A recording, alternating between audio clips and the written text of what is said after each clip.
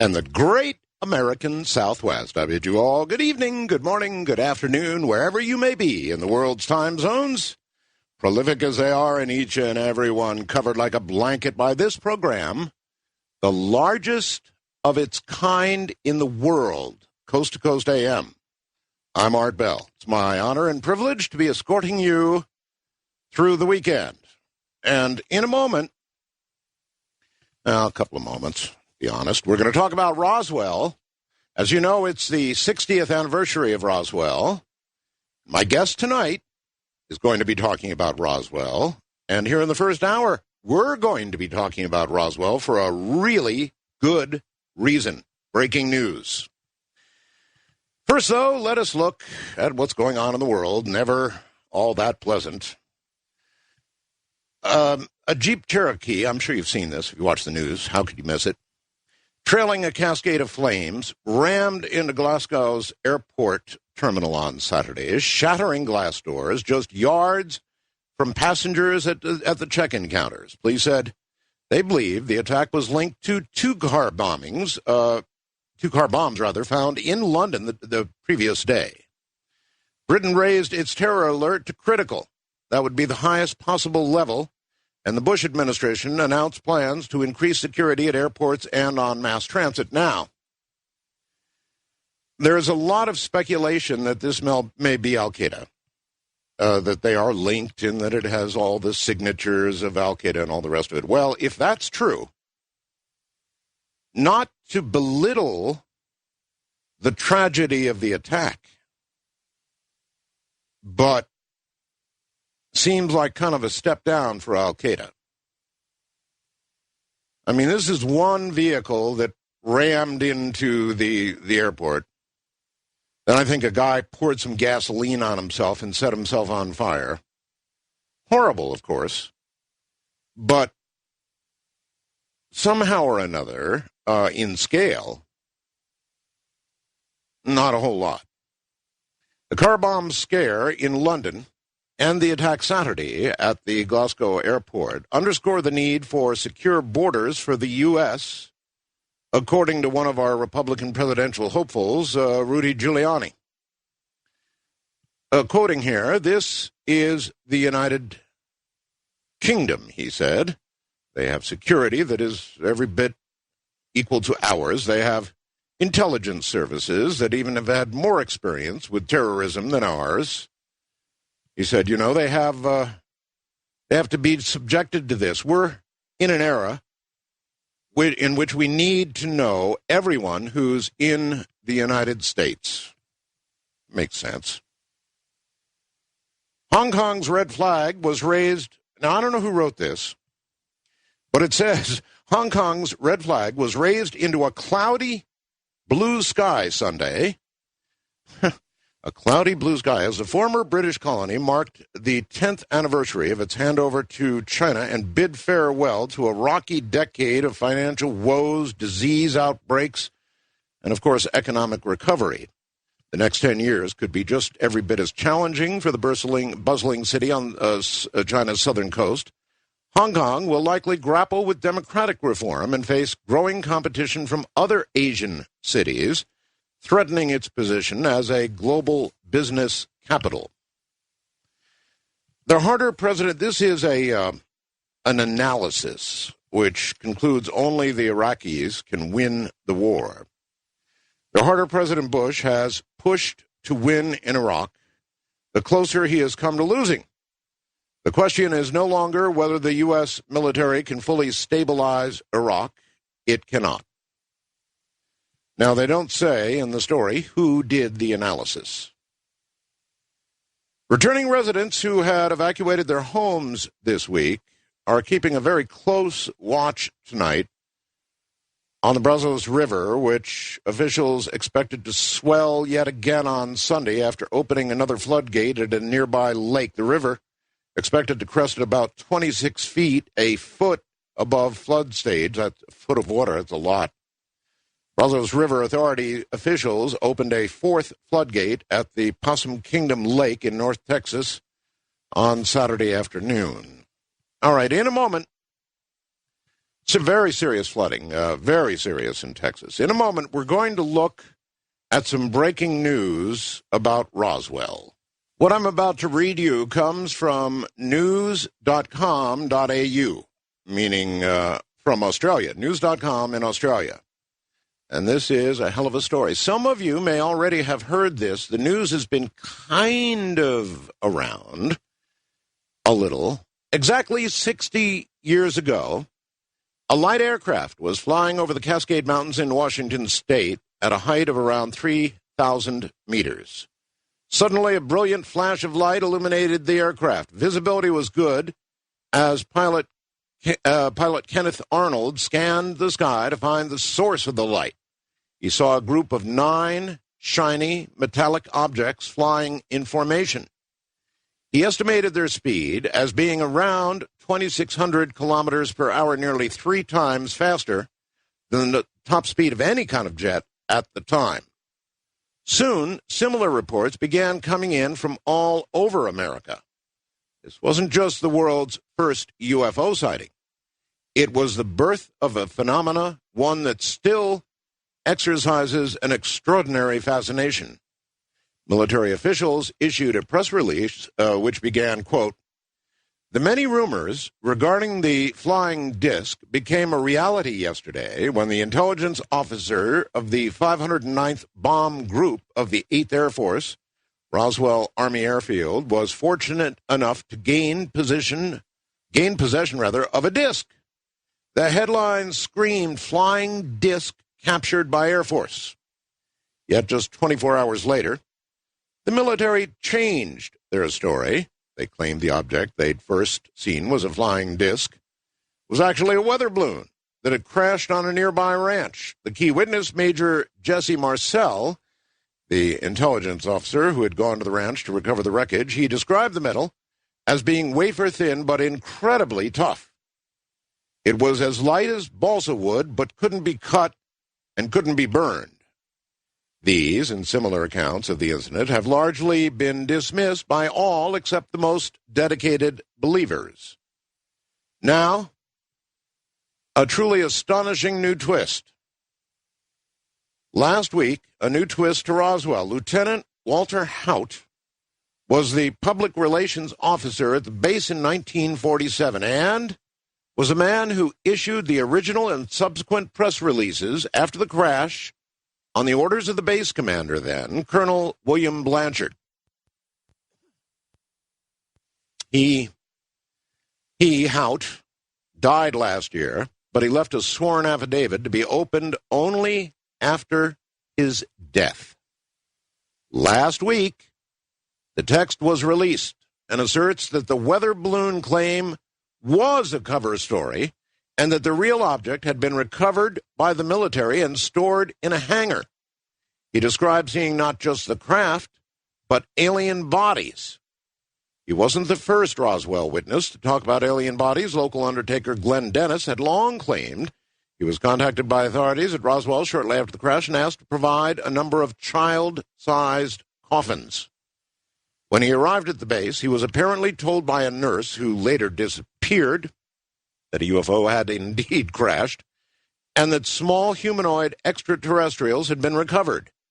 But Haut is only one of the original participants, the only one to claim to have seen alien bodies.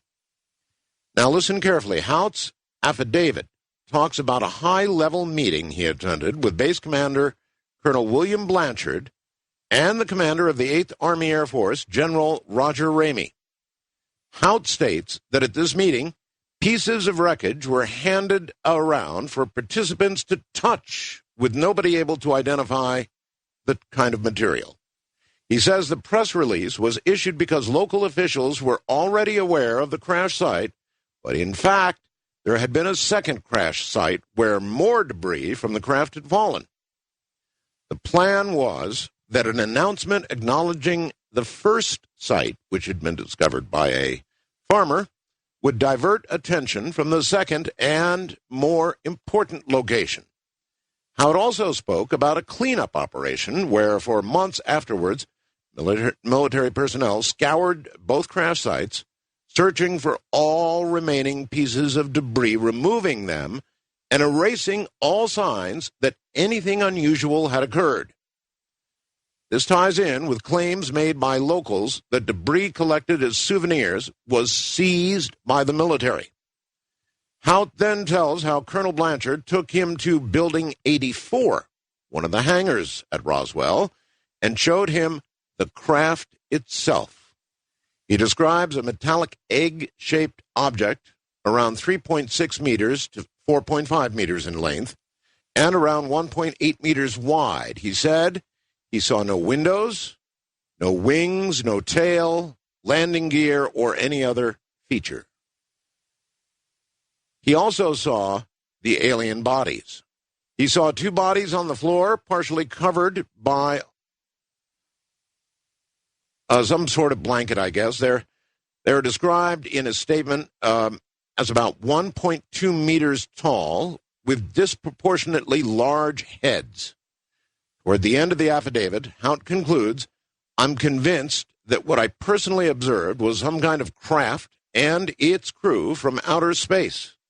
What's particularly interesting about Walter Hout is that in the many interviews he gave before his death, he played down his role and he made no such claims. He'd been speaking publicly. Had he been speaking publicly, he surely would have spoken about the craft and the bodies. Did he fear ridicule? Or was the affidavit a sort of deathbed confession from someone who had been a part of a cover-up, but who had stayed loyal to the very end? The U.S. government came under huge pressure on Roswell in the 90s. In July of 94, in response to an inquiry from the GAO, that's General Accounting Office, the Office of the Secretary of the Air Force published a report. Remember? The Roswell Report, Fact versus Fiction in the New Mexico Desert. The report concluded that the Roswell incident had been attributable to something called Project Mogul, a top-secret project using high-altitude balloons to carry sensor equipment into the upper atmosphere, listening for evidence of Soviet nuclear testing. These statements concerning a crashed weather balloon had been for a cover story, they admitted, but not to hide the truth about extraterrestrials. A second U.S. Air Force report concluded and claimed that bodies were recovered were actually generated by people having seen crash test dummies that were dropped from the balloons. Remember that? Skeptics, of course, will dismiss the testimony left by Hout, but I don't. Hout, during the time he was alive, never admitted any of this. But in a sealed document, only to be opened upon his death, which has now occurred, everything important that we've heard about Roswell and has come from other sources has now been confirmed by what amounts to a deathbed confession. Not exactly that, but a document to be opened on his death in which he virtually confirms everything that everybody's sort of dug for and feels like they've confirmed. Now, the legal system gives more weight, a very great deal of weight, to a deathbed confession. People just don't lie when they're dying. That's all there is to it. And the legal system actually recognizes that fact, and I do too. Why would he, for all his life, deny this? However, construct a document only to be opened when he died, in his latter age, it was written when he was older, that would admit that all of this is absolutely true. I believe it. And I wonder if you do. All these years, we've all heard things about Roswell. Virtually what he admits in this document. But it's been so easy to, well, not easy to dismiss. But I think this is as close as you're going to get to a smoking gun in the Roswell case, and I wonder if you also believe that. Do you believe this man would have written this to be opened only on his death? A man who saw a extraterrestrial craft, a man who saw alien bodies. Do you believe he would have written this? I believe it. And I would like your opinion. How much weight do you get? And by the way, our guest tonight, Tom Carey, in the next hour, is going to be talking about this. The news broke just as Tom Carey was getting ready to release his book. But tonight, early, just, I don't know, an hour, 2 hours, 3 hours before the program, along comes this news.com.au story, dated, by the way, July 1st, that lays it all out. And I called Tom, and I said, my God, Tom, did you know about this? He said, do you have my book? I said, no. He said, it is the last chapter. In other words, it broke just as they were getting ready to release the book, and they just had enough time to get it in as the last chapter. So he'll have a lot to say about this tonight. But in the meantime, I really thought I would ask you, all of you, whether you believe now, whether this, I don't know, cinches it for you or not. It does for me. Whatever doubts I may have had are pretty much gone now. I just don't think a man in that position in his latter years would construct such a document not to be taken advantage of while he was alive. No, he could have written books. He could have appeared on television. He could have made a fortune telling his story, but he didn't. In fact, he didn't allow this. He denied it. Didn't allow the story to be told until he was dead. I believe him. That means we have been visited from elsewhere.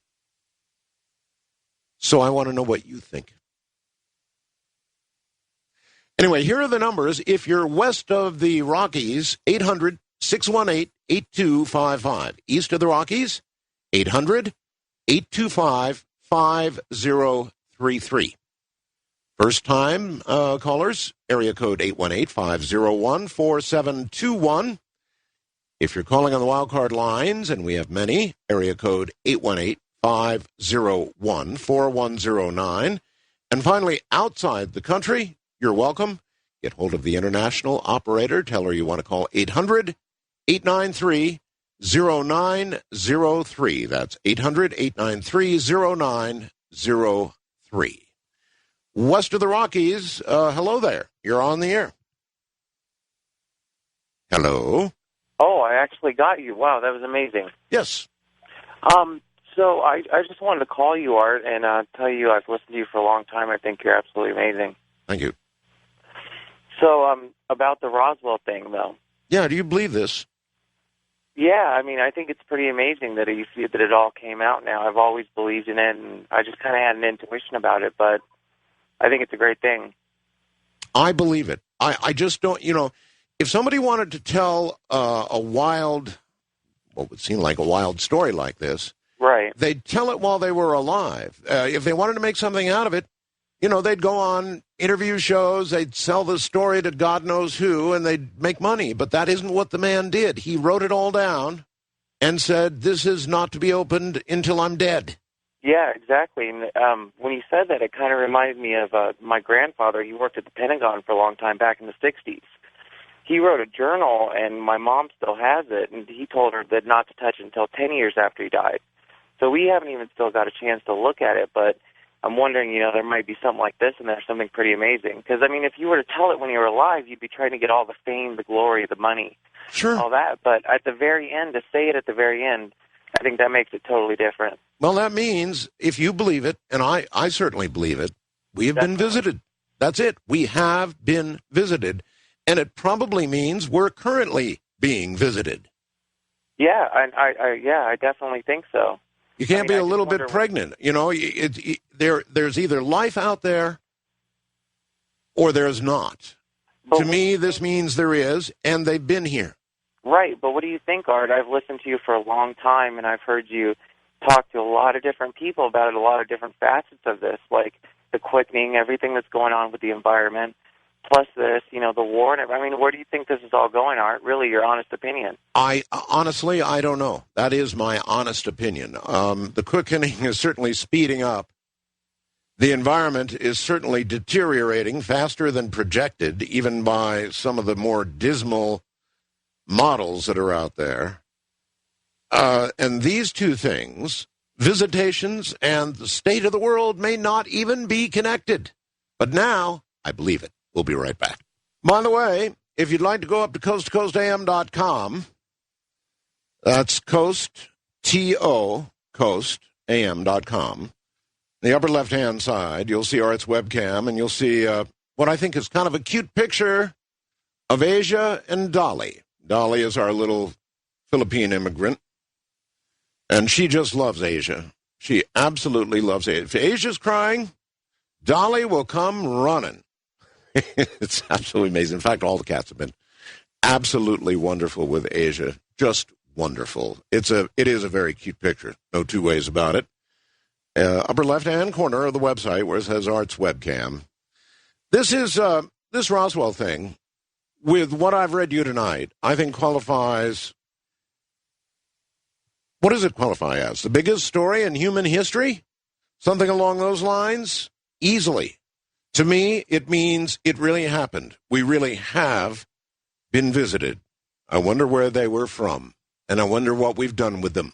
We'll be right back. This may be as close as any of us will get in our lifetimes to the truth about Roswell. Lieutenant Walter Haut was the PR guy at the base in 1947. He's the guy who actually issued the original and subsequent press releases after the crash on the orders of the base commander, Colonel William Blanchard. And in this sworn affidavit, only to be opened after his death, he saw it all. The craft, the bodies, admitted to cover up the whole thing. And as I said, I believe him. I believe this. He took an oath, and he kept it. But it doesn't survive his death. And so I believe it. And I bet a lot of you do too, judging from the fast blast that I'm getting right now. Isn't this something? Wildcard line, you're on the air. Hello. How you doing, Art? My name is Ralph, and I'm calling from Southern Illinois. Hi, Ralph. And I believe it, too.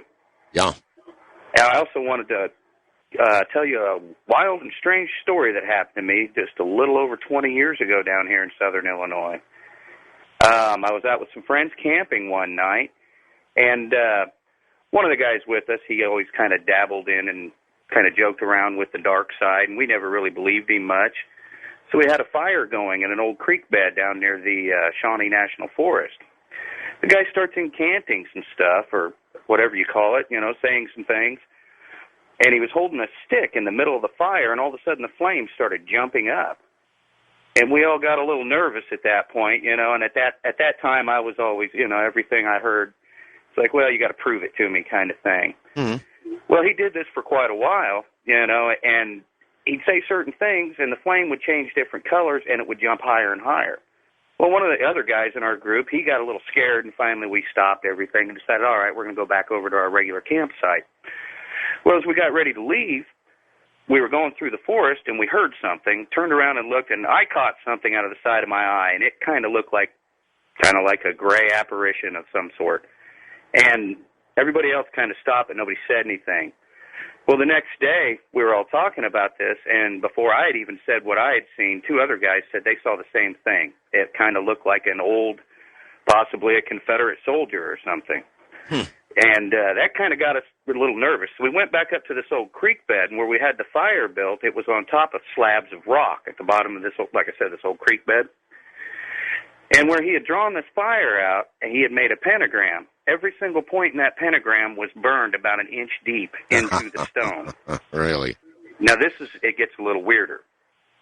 we're looking around, and all of a sudden we see these weird footprints coming out of where the fire was heading kind of, I guess the direction would have been heading kind of northwest.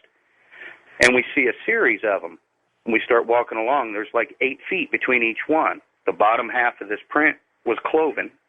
The top half of it was almost in 3 prongs on top of a rectangle, almost like a crown. So you set something horrible loose on the world. Well, I didn't. You were part of it.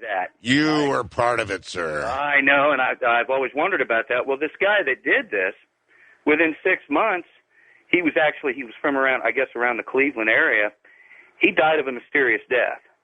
I myself, the night that happened, we had went up to go get some more supplies and things, and out of nowhere, I was about 5 feet away from everybody else in a well-lit parking lot. It felt like something, like a linebacker just came behind me and shoved me. And I flew probably about 4 or 5 feet. Everybody's kind of looking at me, and a couple guys were looking right at me when it happened. They couldn't believe what happened, and at first I thought one of them did it to me. And I had a sprained ankle. Weird things happened to this whole group over the next... No, it was probably your cloven-footed friend that shoved you. Interesting. This world is full of so many things that we just don't understand. But now, perhaps, we do understand one of the things that actually did happen. How big a story is this? Does it get any bigger? Short of the second coming? I don't think so. Wildcard Line, you're on the air. Good morning. Oh, good. Is this coast to coast? It is, yes. Yeah. All right. Good deal. I have a story I'd like to tell on the air. Now, is this George tonight? No, this is not George. I'm on the air right now? You are, yes. Mm-hmm. Oh, okay. When I was 13 years old, approximately, me and 2 of my buddies, we were going down 28. There's a highway out in the country, and there was an old road. Where? What state? I mean, where? In Ohio, Milford, Ohio. Okay. It was a country town back then, and going across, like a little gravel road. It was about 3 miles long, went from 28 to 50. We had riding our bikes, and there was a bunch of police cars there that had stopped, and we had thought that there was a wreck down that road, Cook Road, and so they wouldn't let us down there. They stopped us. So we came back up, parked our bikes. We went through the woods, and when we got through the woods, this was really bizarre. It looked like something had landed, and the trees were breaking down and breaking off. And there was probably like a 50, 60-yard round radius where it was the grass was flat and it was burned and kind of twisted a little. So bit. Something had landed. Something had landed, and then they seen us again and they grabbed us. And there was police officers. They, meaning the police? Yeah, the police officers and some guys in some suits. And they took us to the road, and they threatened us if they came back and caught us again, they would take us to our parents. But I seen it. I mean, we actually seen it. These were some friends of mine. What you saw was the area where it landed, right? You didn't actually see the craft. No, that was the thing. There was nothing there, and they had the road blocked off. So apparently, what had crashed or had landed, it was gone. It was gone. There was nothing there. I mean, I don't know what it was. Whatever it was at that point gone. Well, there's a million stories in the night like that one, and sightings. But rarely do we get anything as solid as Roswell. And with tonight's news, in my mind, it locks it up. And it may well, in a sense, it may verify a lot of these other stories, like the one you just heard, and sightings of craft and things that don't belong on Earth. It kind of underscores a lot of those, doesn't it? I really do wonder where they came from. I wonder who they are, and I wonder what they want with us. East of the Rockies, you're on the air. Hello. Good morning. How you doing? I'm all right, sir. Really love your show. Thank you. I just wanted to comment on the Roswell incident. Please, yes. I used to work with classified material at the Air Force and the Army, and this is something that I've never heard anybody question, but when they were confronted with the story that something had crashed and people had seen this, the Air Force, or I guess that back then it would have been the Army, they never would have divulged a top secret operation such as Mogul to the general public, even as a diversion. They would never release that information at all. Well, it wasn't released then. It was released much later. Mogul was, you may recall, Mogul was the cover story that replaced the cover story of the balloon. Right. But didn't at the time they mention that there was a weather balloon and Yeah, at the time. Yes, that's right. At the time, it was, well, they first said, we've got a disc. Flying saucer. Then within 24 hours, it was a weather balloon.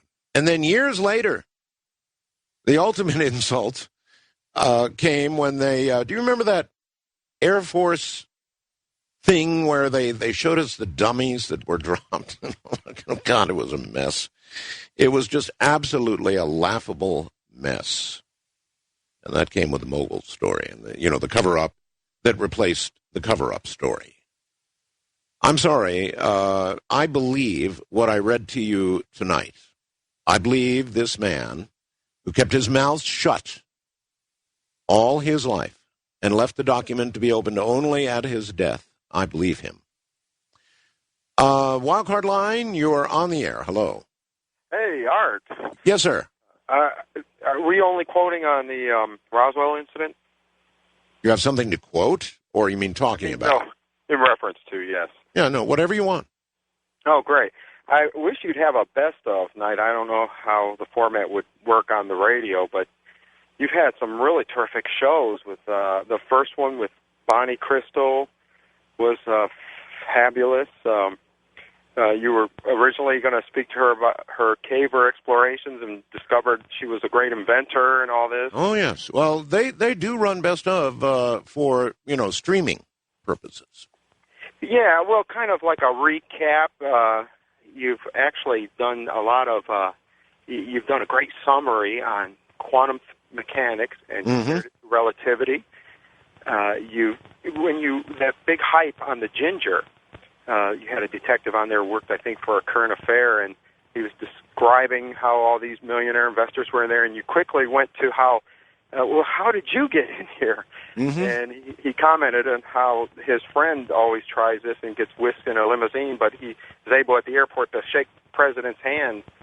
And yeah, there have been a lot of, thank you, there have been a lot of very good programs, and they do, of course, a best of for streaming. I suppose you could put together a show with, which would encompass years and years and years of, a lot of it was breaking and very interesting news. You could do that. First-time caller line, you're on the air. Hi. Yes, hi. Art Bell? Yes. Hello, this is Edna P. Pringle. Oh, my God. And Edna Pringle. I just wanted to tell you that I'm very sorry for those nasty things I wrote to you, and I was under the influence of JC, and I was not thinking clearly. Yes, well, JC, let's see, I spoke with him, about a week ago, and he was under the impression that very shortly you were going to be back at the compound with him. No, I have to tell you that I've been a bit worried because I have heard that he was trying to track me down. Oh, yes. And I think I saw a friend of his in the town I'm staying, and but I just wanted to ask you also. It's an honor speaking with you, but would you accept my apology? Well, of course I would. Yes, you wrote some Yes. disturbing things to me, but I understand you were under the influence of JC, of course. Yes, and I have some good friends here in Woodstock, New York, who are looking out for me. But I was wondering, that compound that you and George Norrie live at in Pay Rump, I was wondering if No. George Norrie does not live here. Oh, JC told me you had a compound, you and George Norrie there. Well, he's wrong. Well, I was wondering, maybe I could stay at your compound. I could take care of your little baby. Well, thanks for the offer, Edna. But if I were you, I think I'd keep your head down because, JC's out there and he's looking for you hard. Yes, I know. Uh-huh. And I wanted to tell you that I do believe, in answer to your question, I believed about that before this came out on this fellow who died. Oh, you mean Roswell? Yes. So even Edna believes now that this is the real McCoy. I shouldn't have let you say where you are. I know JC really is looking very, very hard for you, Edna. So now he knows the town you're in if you told the truth. Wildcard line, you're on the air. Going once. Going twice. Gone. Let's go to this wildcard line. You're on the air. Hello. Hello, Art. Hi. Could you clear up one thing for me? I would appreciate it. You're an old Air Force person. That's right. And I've listened and loved you for years. But it sure sounds like any time you personally are talking about a UFO that you're insinuating that it's otherworldly. Is that right or wrong? Well, wrong. Okay. A UFO is an unidentified flying object. It doesn't mean it's extraterrestrial. It means it's an object in the air and it's not identified. Okay, I just wondered if that's what you're coming to the conclusion, because you've talked about triangles, and it seems to me that that the way you talk about just UFOs, I love your show, is that you believe them to be otherworldly. But I'm not putting words in your mouth if that's what it is. Well, good, don't, because that's not true. I thought I just clarified it for you. Let me do it again. Okay. I beg your pardon? Sorry to interrupt. That's quite all right. An object in the air that is not identified is a UFO. However, for example, with respect to what we're talking about tonight, we're talking about a man who, following his death, told the story of what happened at Roswell. Now, he saw a flying saucer. He saw a disc. He also saw bodies, non-human bodies. What does that sound like to you? Well, I don't know about the bodies, but the discs, the U.S. Air Force has had discs. In 19... Really? Not then. Well, I don't know about... Well, how do you know, really? 60 years ago. Pardon? That was 60 years ago now, sir. Yeah, I know, but are you telling me... You don't really know, Art. Nobody really knows. Well, I'm just telling you what is in the document that this man left to be open now, which has been opened, following his death. Okay. Well, you cleared it for me. Thank you very much, and I'll stick with you. You have a great night. You're very welcome. No, even the giant triangle I saw, I can't tell you that it was from elsewhere. In fact, I think that in every instance that I have described it, although I have said clearly, and will say again, that it appeared to be defying gravity, it appeared to be of large mass. It could have been some sort of experimental lighter-than-aircraft something. And I think I've clearly stated on each occasion that I've discussed it that I have no real way of knowing where it came from. But in the case of Roswell, we're talking about a disc. Flying saucer, seen on the ground, crashed. We're talking about biological entities that were small and non-human. And again, we're talking about the man who was the public relations officer for the base way back in 1947, who now, following his death, has left a document saying that he saw all of this. To me, that has meaning. From the high desert and the great American Southwest, I'm Art Bell. Indeed, here I am. Tom Carey has been a Mutual UFO Network, a MUFON state director in southeastern Pennsylvania, a special investigator for the J. Allen Hynek Center for UFO Studies, as well as a member of the CUFOS, C-U-F-O-S, Board of Directors. Tom began investigating aspects of the Roswell incident in 1991 for the Roswell investigative team of Kevin Randall and Don Schmidt, and since 98 has teamed exclusively with Don Schmidt to continue a proactive investigation. Tom has authored or co-authored over 30 published articles about the Roswell events of 1947 and has contributed to a number of books on the subject as well. He appeared as a guest on many radio and television shows throughout the country. This will be his first on Coast, and has contributed to a number of Roswell-related documents on screen and behind the scenes.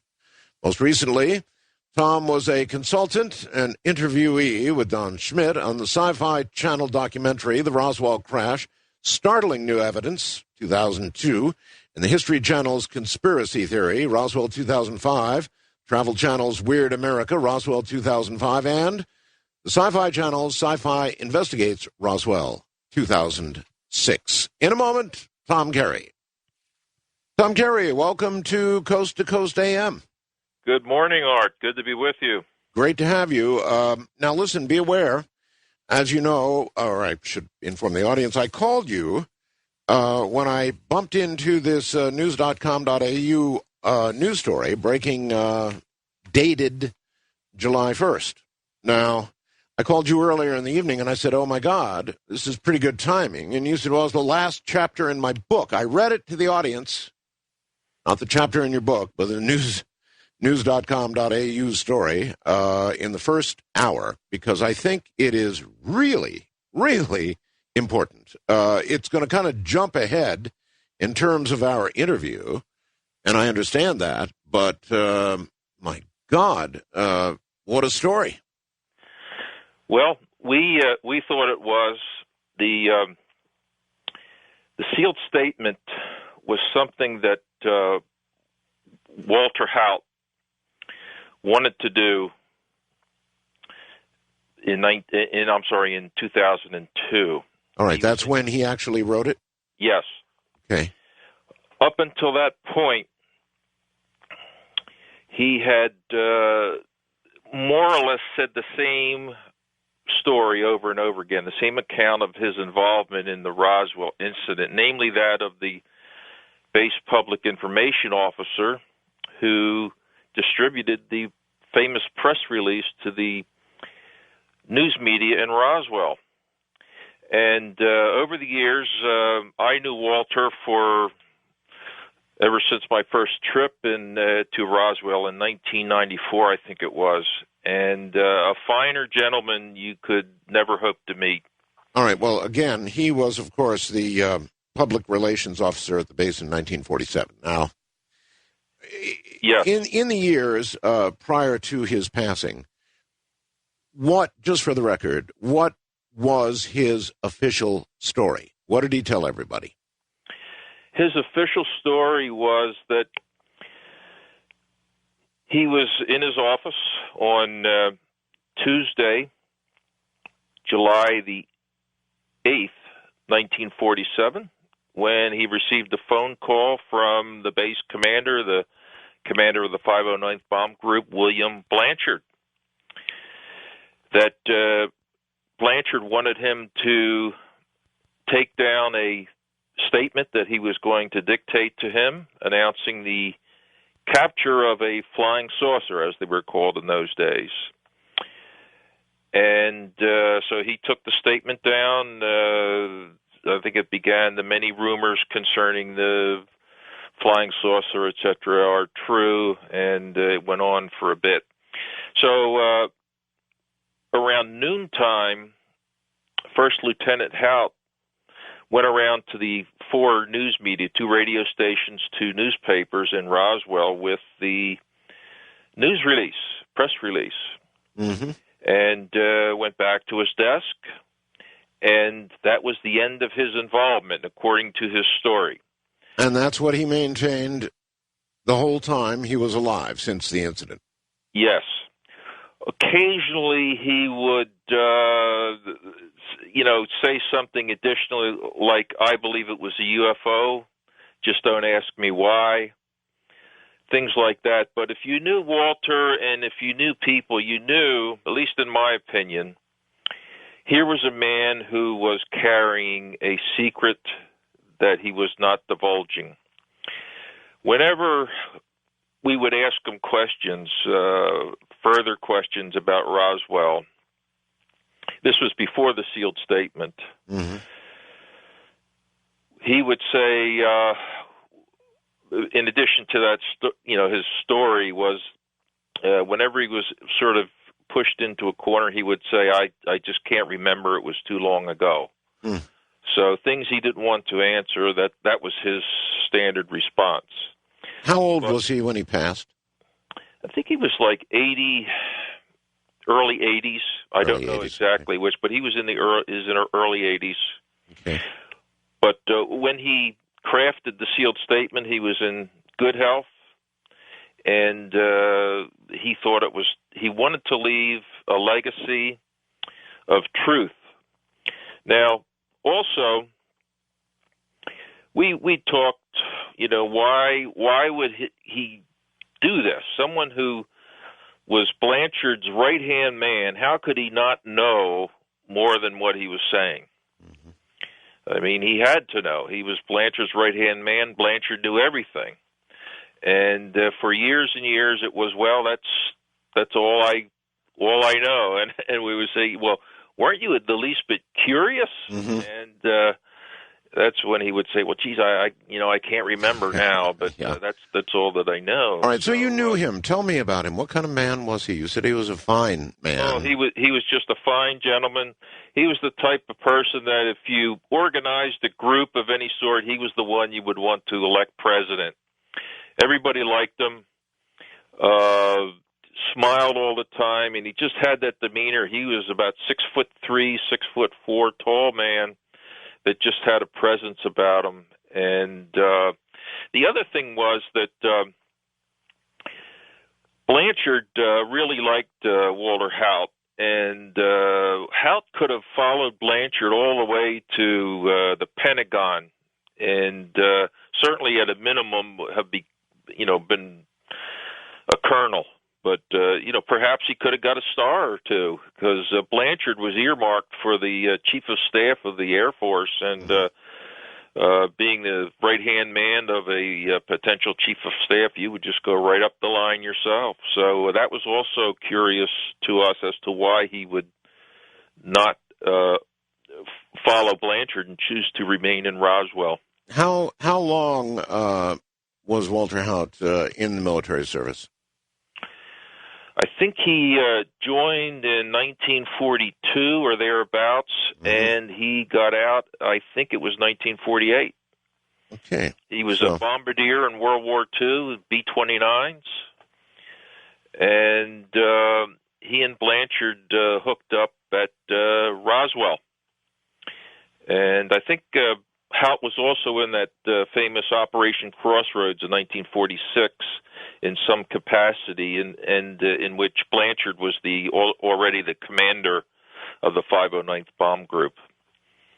So he was probably, it was 5 years prior to his death, right? 2002, yes. You said he wrote this. December of 2002.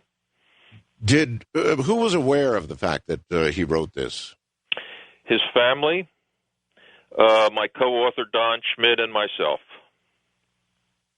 So he wrote this and put it where? Well, I don't know if he kept it in a empty box of White Owls or a safe. I don't know, but certainly with the family. Mm-hmm.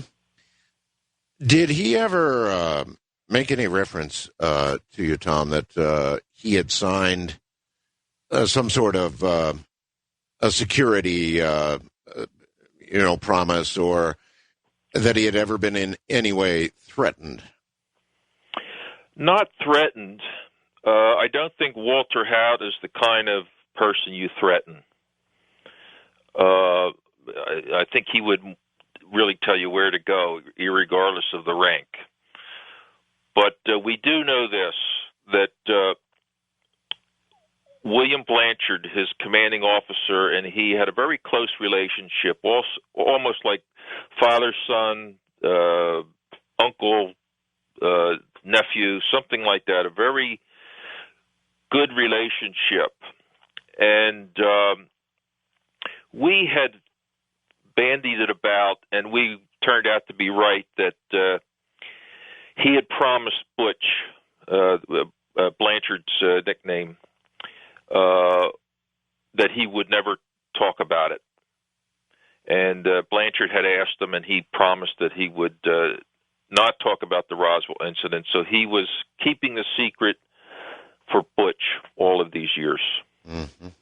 But in the end, before he checked out, he did want to have a record of the truth about what went down at Roswell in 1947, and the sealed statement was his vehicle to give the truth, but also not tell it during his life.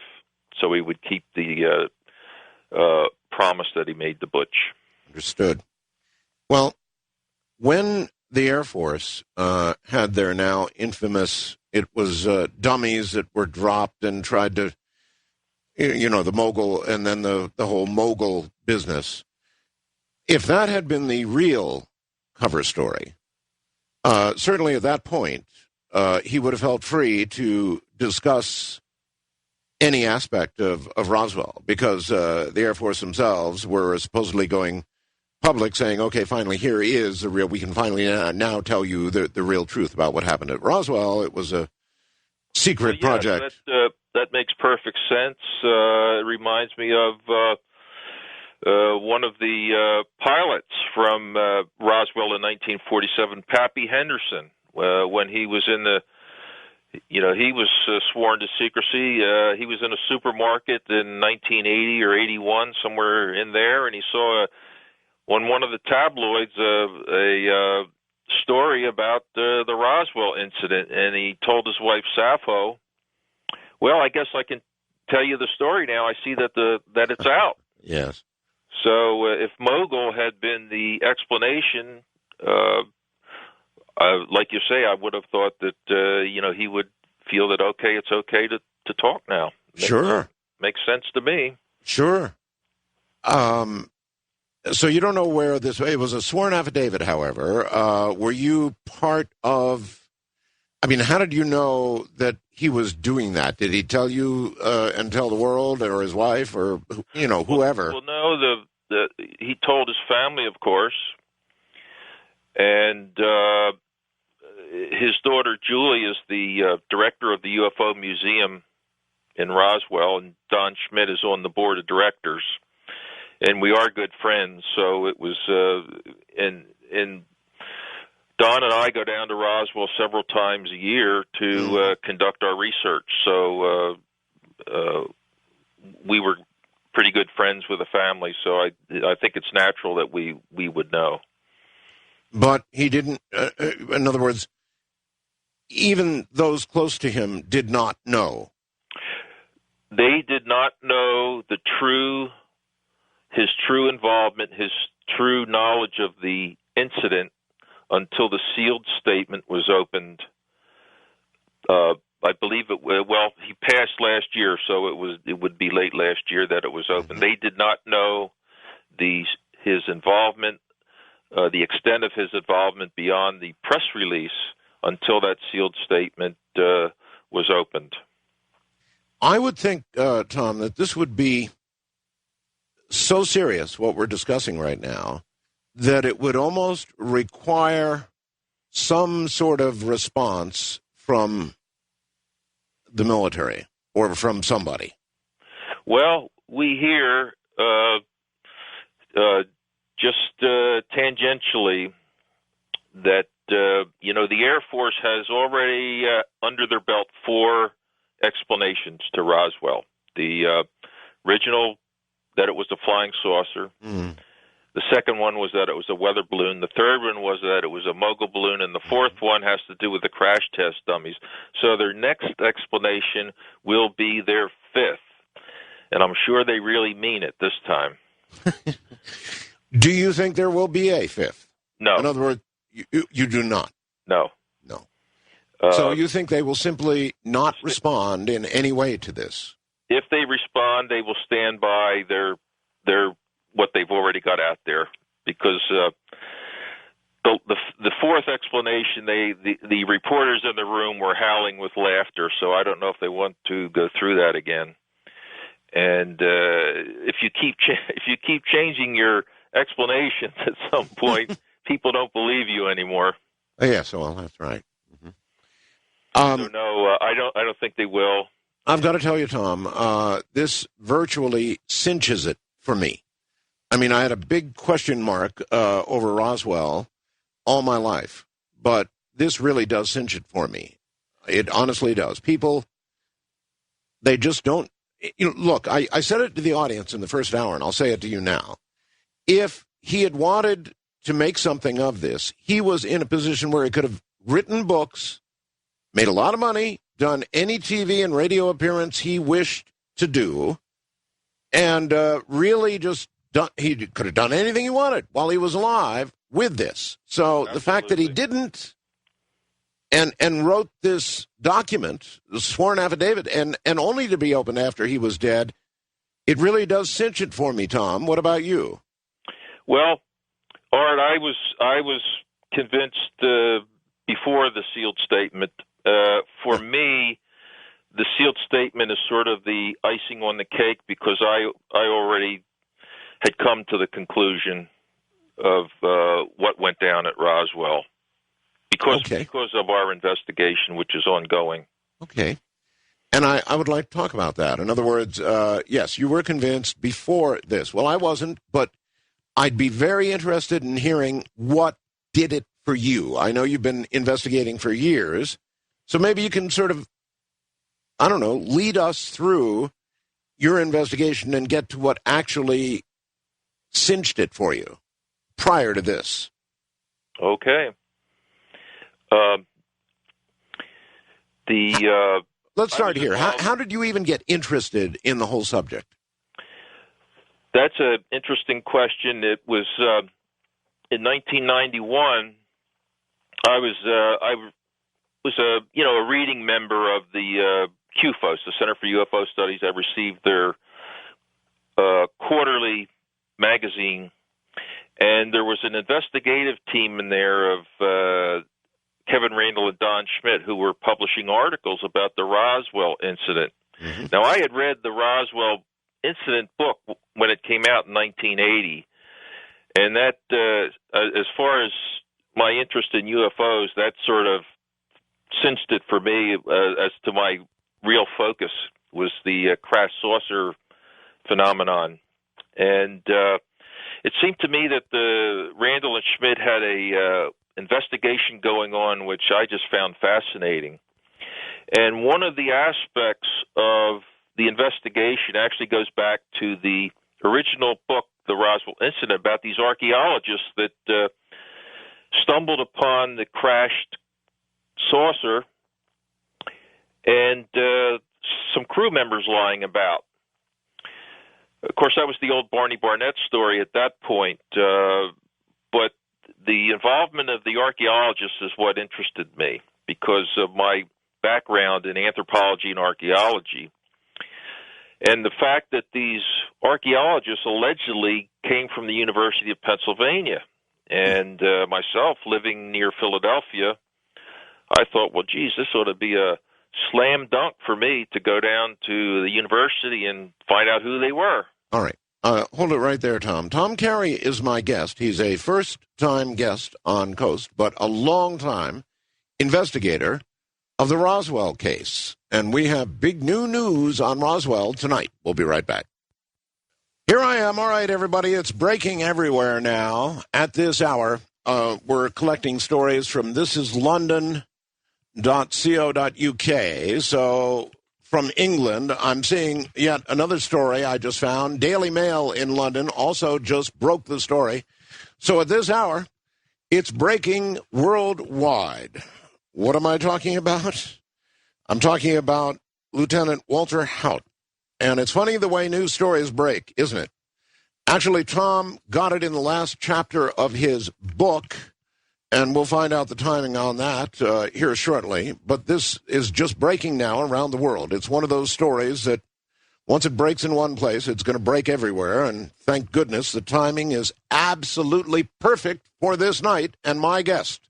Tom Carey, the subject Roswell, breaking news. We'll be right back. Tom, we've got to come back to it for a moment here because it's breaking in the mainstream press very rapidly.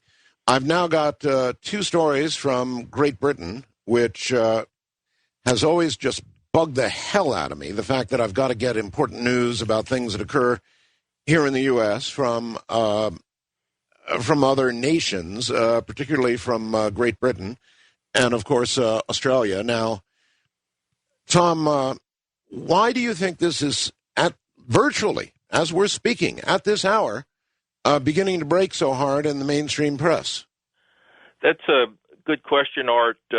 It is. When our book came out, I tried to interest our local media here in Philadelphia about the not only the 60th anniversary that's approaching, but also our book, and the fact that there was a local angle, meaning me, that was involved in the case, and so far they've shown no interest.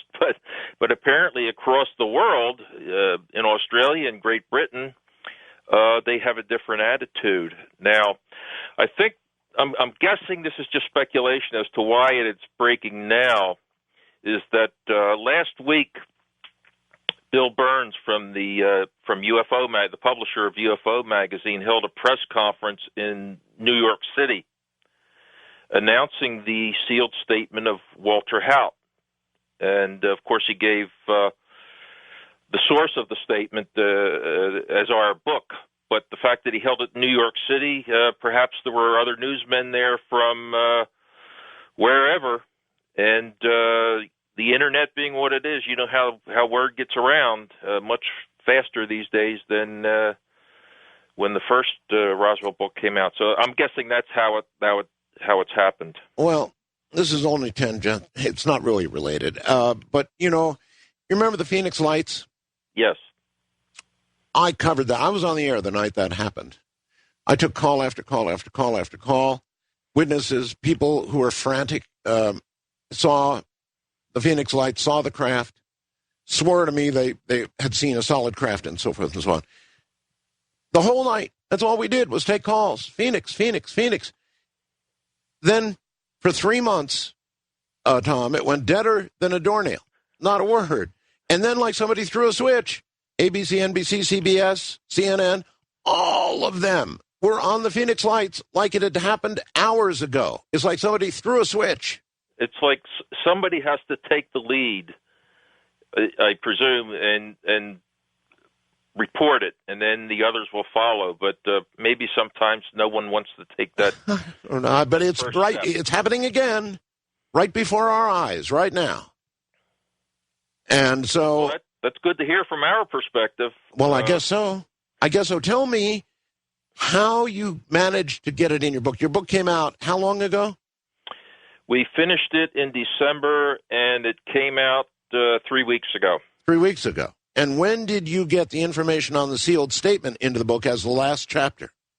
December. December? Yes. So it was in the manuscript. We finished the manuscript in December, sent it to the publisher, and it hit the bookstores, most notably Barnes & Noble, 3 weeks ago. 3 weeks ago. Yes. That's incredible. And it had an incredible start, and we're going into our second printing already. Yes. Uh-huh. And what kind of reaction have you been getting to that last chapter? Well, Don and I have been getting a lot of emails, and all of them are outstanding. I mean, the feedback has been outstanding. But what's interesting is that while the media seems to have latched on to the sealed statement, the emails that we're getting are more just about the wealth of information, the wealth of new information in the book. Mm-hmm. The sealed statement we put in there to be the crown jewel of the book, and placing it last for best effect. But well, you understand, don't you, why it's such a big deal? I mean, absolutely. A man who could have made a lot of money, who could have been famous, could have virtually done anything he wanted to do with that information when he was alive, to have written it as an affidavit, and one only to be opened on his death. It's a big story. I'm glad the press now is recognizing it as such, and I suppose eventually we're going to see something in the American media virtually any minute. we hope. All right. Well, let's come back for a moment. Even though this certainly qualifies as breaking news, let's come back to, I guess, what got you, or what convinced you, and that's a strong word, convinced you about Roswell in the first place. Well, I liked the first book, the 1980, the Roswell incident, but it was the Randall Schmidt book of 1991, UFO Crash at Roswell, that really, for me, got me thinking, wow, this is, because they had so much new information in it. I thought, wow, here's a lot of work done, and boy, did they uncover a lot of new information about the case, testimony and what have you. And I said, boy, there's really something to this. Now, Don and I teamed up in 1998. Now, this is a year after the hoopla from the 1997 50th anniversary, where the media really took to the case, and most of the former investigators, I feel, packed it in at that point, 1997. Before the show, I looked through my library here at the Roswell books that I had. Most of them were written in 1997, 10 years ago. So Don and I wanted to continue a proactive, I emphasize the word proactive, investigation of the case, meaning that we're not going to sit around and wait for leads to plop in our laps. We're going to go out there and shake the tree and see what we can find. We didn't know what we would find, but there were still a number of witnesses that hadn't been talked to, many of them, and enough out there that it made it worthwhile for us to continue. And the continuing wealth of information from witness testimony, and believe me, they're not talking about a weather balloon or a high-altitude balloon, that they are not, is what sort of put the nail in the coffin for me of any other explanation other than a UFO crashed. Mm-hmm. What do you think you know for sure? I say for sure. I mean, you talk to witnesses. What kind of things did they tell you? Well, the witnesses that we talked to, they don't know the whole story. They only know their little piece of it. Sure. What they saw, what somebody told them, in some cases what they handled. And it's our job to put the little pieces of the puzzle into a framework that makes sense. And that's the way we look at it. Now, we've found new witnesses who have seen the bodies. A number of them say that one was alive. We believe there were two body sites, one up on the Foster Ranch where Mac Brazel discovered all of that wreckage in his sheep pasture. There's a site 2 miles from there where Mac found something else, which we believe were 3 bodies. There's another body site 40 miles north of Roswell. God. In Chavez County, where the remainder of the craft that blew up over Brazel's pasture came to rest. We believe it was an escape pod or an escape capsule or some sort of interior protective device in case of some malfunction, and it came to rest north of town with four occupants and one which was alive. Wow. That's what's always bothered me. On the ranch, I never felt, although obviously I wasn't there and I didn't see how much debris there was, but, they discussed the material that would bend but wouldn't burn or couldn't be torn or couldn't be torn or whatever. And I always thought, well, that's interesting, but we're not talking about a craft here. And now we're talking about other crash sites. So, in other words, only part of this came down on the farm, and the rest of it came down elsewhere, yes? Yes, exactly. And along the way, 3 occupants were blown out and landed 2.5 miles from the original debris field site. So we're talking about 7 occupants, one of which was alive, at least for a period of time. A sheep pasture, maybe a mile long and a couple hundred feet wide, just covered with wreckage in small pieces, and an egg-shaped pod or an escape capsule of some sort that continued on for another few miles and came to rest about 40 miles north of town. Tom, how detailed a description of the occupants do we have? What is the best? They're all the same. They're all the same. Yes, the descriptions we're getting are very similar. How many witnesses are we talking about? When you say they're all the same, how many witnesses contributed descriptions that match? Oh, geez. I'd have to sit down. I mean, it's like over 10, maybe 20. So I'd have to sit down and just add them up. 10 to 20, somewhere in there. That's a lot of people. Yes. All right. Can you give me your best shot at describing what they described, please? Yes. 3.5 to 4 feet tall, maybe 40 pounds. Very frail, but the overriding feature is the large head.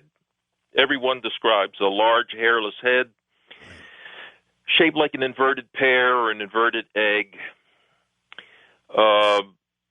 Slightly slanted eyes, not like these big black ovals that you see, in the abduction. In the grays, the supposed grays, right? Yeah, not like that. Just slightly larger than ours, but slightly slanted. One witness described them as tear-shaped, like tears, and you can imagine, just picture that.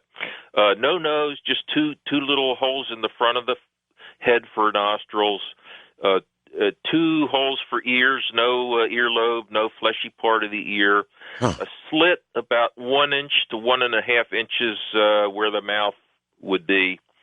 A mouth that doesn't go anywhere. It's just made up of cartilage and a little orifice in there, but it doesn't lead to a digestive system. So what am I leaving out? Oh, the color. Oh, arms that go below the knees. The color is variously reported as mostly grayish, but with tints of either green, blue, orange, yellow.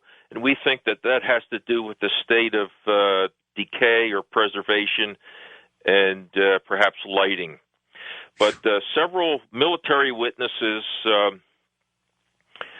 described, like Pappy Henderson described them as reminding him of Casper the Ghost, the old cartoon character. Friendly ghost, yeah. Yes. Another witness, we believe Jesse Marcel saw the bodies. That's another new, Jesse Marcel Sr., that's another conclusion of our book, is that Jesse Marcel saw them at some point. Well, if so, did he describe that to his son? Because I've interviewed on a number of occasions his son, and he never. No, we got the information from a third party, and the information was that Jesse told him that they reminded him of white rubbery figures. Now, to me, that means something like either the Pillsbury Doughboy or the Michelin Man, but white rubbery figures. And someone else, another witness by the name of Marion Magruder, an Air Force pilot, night fighter pilot in World War II, described them. He saw them at Wright-Patterson Air Force Base in late July 1947 with the Air War college class. He just described them as squiggly. So those are some of the descriptions, but they 3.5 to 4 feet tall is pretty much described by everybody. Okay, what about the one that was still alive? What do we know about that one, if anything? That one, we have, how long it lasted or how long it lived is a matter of conjecture. We have someone who said that there's been a story around for years that it was at Wright-Patterson Air Force Base until 1952, at which time it expired. If the World War II pilot, Marion Magruder, is to be believed, he saw it at late July at Wright-Pat. Others seem to feel that it expired soon after it was brought to the base hospital. Well, either way, if this is true, then through various means, including autopsy and a lot more, we know an awful lot about these beings. Well, we know what they looked like. We know where they were taken. In fact, one of the witnesses at the site, this is before it was removed to the hospital, his family asked him, well, did it talk to you? Did it speak to you? And he said, yes, but in my head. He didn't say anything about mental telepathy or anything like that. He just said that the being talked to him in his head and that it told him not to worry, that it was all right, that there was nothing that he could do, that he was accepting his fate, something like that. God. In other words, he knew he was going to die. Well, that he wouldn't get back to where he came from, that right. He was more or less stuck, but that he accepted it and not to worry. Whew. How much credence do you give to this report? Well, it was told by a public official in Roswell who was at the site, and we got it. He was gone by the time that the investigators came around, and we got it from a family member, and whom we believe. So. We think the credibility of the story is high.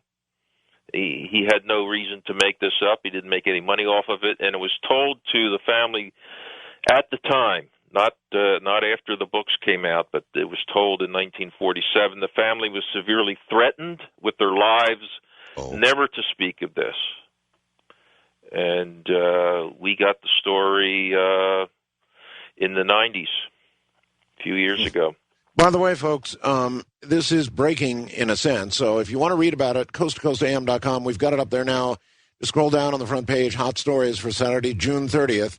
Roswell Officer's Deathbed Admission is the title of the story. This one from thisislondon.co.uk. So this one's coming from Great Britain, and we've managed to get it up there. I would like to report that they're getting their story from our book, Witness to Roswell, Unmasking the 60-Year Cover-Up. Got it.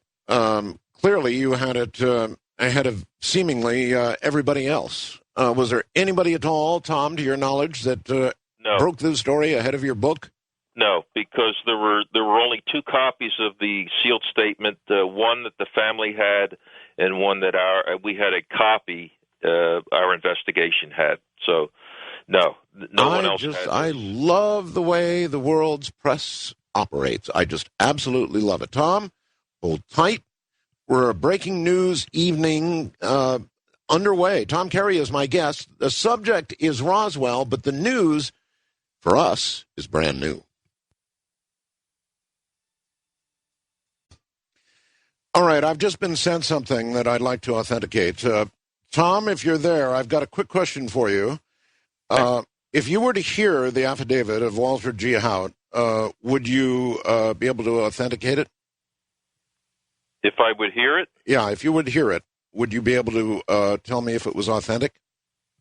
Well, I have a copy in my book. Okay. I'm going to ask you then to hold on. In a moment, we'll come back, and I'm going to read it. And you can tell me if it's word for word correct or not. We'll be right back. I want to thank Doug, who is an amateur radio operator, for sending me the following. Here it comes, folks. 2002 sealed affidavit of Walter G. Hout. Date, December 26, 2002. Witness, Chris, and then it's X'd out. Notary, Beverly, and I don't want to read the last name. I'll hold that back. Here it comes. 1. My name is Walter G. Hout. 2. I was born on June 2nd, 1922. 3. My address is 1405 7th Street, Roswell, New Mexico, 88203. 4. I am retired. 5. In July 1947, I was stationed at the Roswell Army Air Base in Roswell, New Mexico, serving as the base public information officer. I had spent the 4th of July weekend, Saturday the 5th, and Sunday the 6th at my private residence about 10 miles north of the base, which was located south of town. 6. I was aware that someone had reported the remains of a downed vehicle by mid-morning after my return to duty at the base Monday, July 7th. I was aware that Major Jesse A. Marcel, head of intelligence, was sent by the base commander, Colonel William Blanchard, to investigate. 7. By late in the afternoon that same day, I would learn that additional civilian reports came in regarding a second site just north of Roswell. I would spend the better part of the day attending to my regular duties, hearing little, if anything, more. 8. On Tuesday morning, July 8th, I would attend the regularly scheduled staff meeting at 7:30 a.m.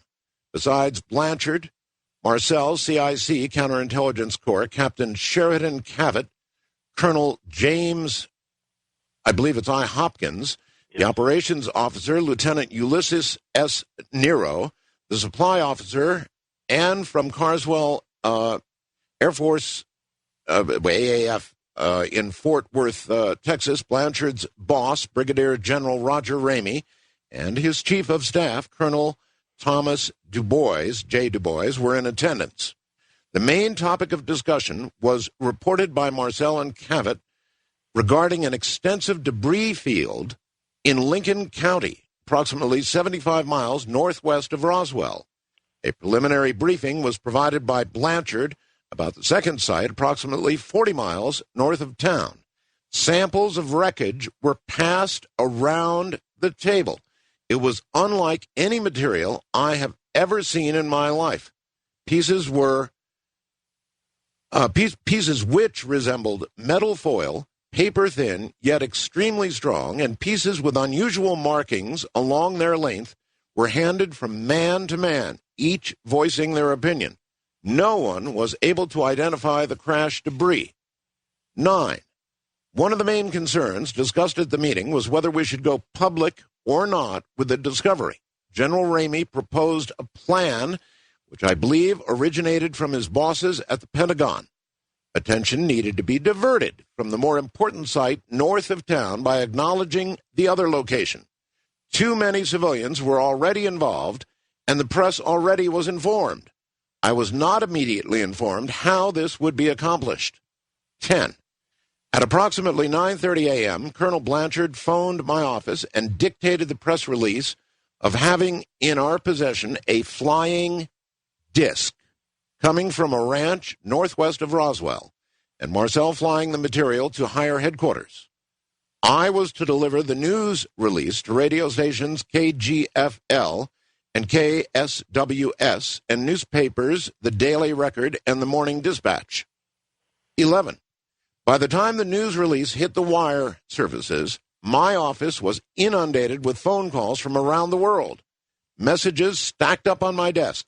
And rather than deal with the media concern, Colonel Blanchard suggested I go home and hide out That's in quotes. 12. Before leaving the base, Colonel Blanchard took me personally to Building 84, a.k.a. Hangar P as in Paul 3, a B-29 hangar located on the east side of the tarmac. Upon first approaching the building, I observed that I was under heavy guard both outside and inside. Once inside, I was permitted from a safe distance to observe the object just recovered from north of town. It was approximately 12 to 15 feet in length, not quite as wide, about 6 feet high, and more of an egg shape. Lighting was poor, but its surface did appear metallic. No windows, portals, wings, tail section, or landing gear were visible. 13. Also, from a distance, I was able to see a couple of bodies under a canvas tarpaulin. Only the heads extended beyond the covering, and I was not able to make out any features. The heads did appear larger than normal, and the contour of the canvas suggested the size of a 10-year-old child. At a later date in Blanchard's office, he would extend his arm about 4 feet above the floor to indicate the height. 14. I was informed of a temporary morgue set up to accommodate the recovered bodies. 15. I was informed that the wreckage was not hot, in parentheses, radioactive. 16. Upon his return from Fort Worth, Major Marcel described to me taking pieces of the wreckage to General Ramey's office and, after returning from a map room, finding the remains of a weather balloon and radar kite substituted while he was out of the room. Marcel was very upset over this situation. We would not discuss it again. 17.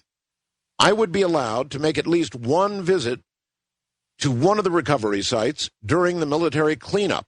I would return to the base with some of the wreckage, which I would display in my office.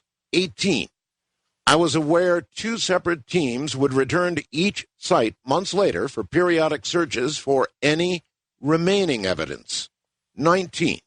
I am convinced that what I personally observed was some type of craft and its crew from outer space. 20. I have not been paid nor given anything of value to make this statement, and it is the truth to the best of my recollection. Signed, Walter G. Hout, December 26, 2002. Signature witness by Chris, and then it's X'd out. Tom, did I read the real thing? Exactly. Word for word. There you got it, folks. That's it. I'm glad for some personal reasons that I was able to air this. I guess I've been waiting for this for a long time, Tom, and I guess when you first saw it, you must have felt the same way. Yes. Of course, I knew it. I knew of its existence, but when I actually read it, it just, for me, it confirmed everything that I knew or suspected. And Walter, being the kind of person he was, you would not think it was anything other than the truth. I don't. I believe it. Word for word, completely. I believe it, Tom. It's as simple as that. We've been visited. Wow. Well, certainly this, I don't know about other cases, but certainly the Roswell case, to me, is a case of that strongly suggests, I can only use those words, strongly suggests as an investigator, a case of alien visitation. It's the simplest explanation, to use Occam's razor, that explains the data. Anything else, you have to go far afield to make it fit. The wealth of information that we have, the only thing that fits is an extraterrestrial craft and crew. Yeah, obviously. Tom, do you know offhand, and I'm reaching out on the edge now, but during the telepathic communication, you indicated that the creature said it accepted its fate. Yes. Knew it wasn't going to go home. Was there anything else about the beings themselves, the reason, the motivation for the visit, anything at all that was allegedly communicated by this being? Not to this witness. If anything like that would have transpired, I would suspect that it was when it was in captivity. I don't like to use that word, but when it was that's probably the right word.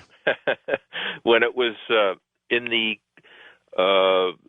care of our military at either at Wright-Patterson or perhaps it was loaned elsewhere. We don't know, but as far as we're concerned, that gets into the area of speculation, because we're asked that question occasionally. Where were they from? Why were they here? So I'm sorry again. How many bodies total? I believe there were seven. With one alive for at least a period of time. With the one being one of the seven? Yes. Okay.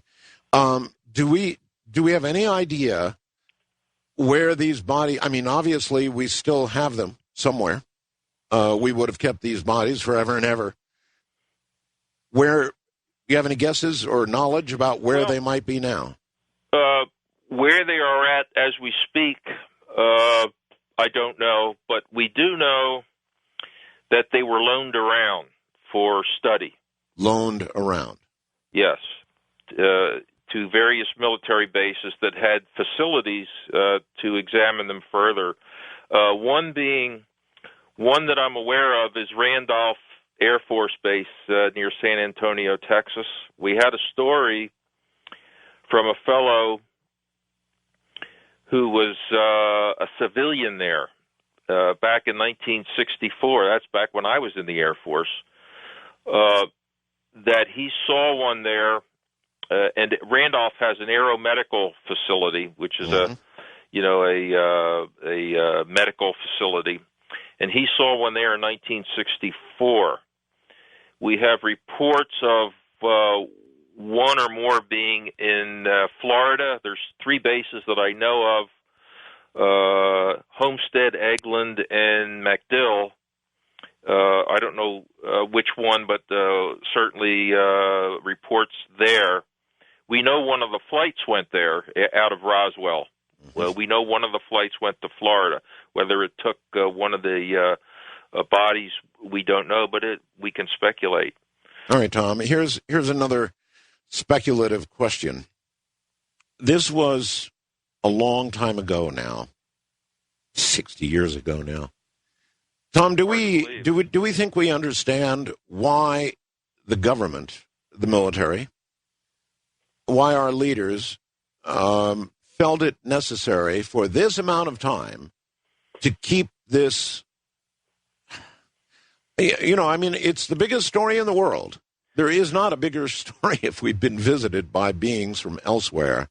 Why they felt it necessary to keep this secret for 60 years?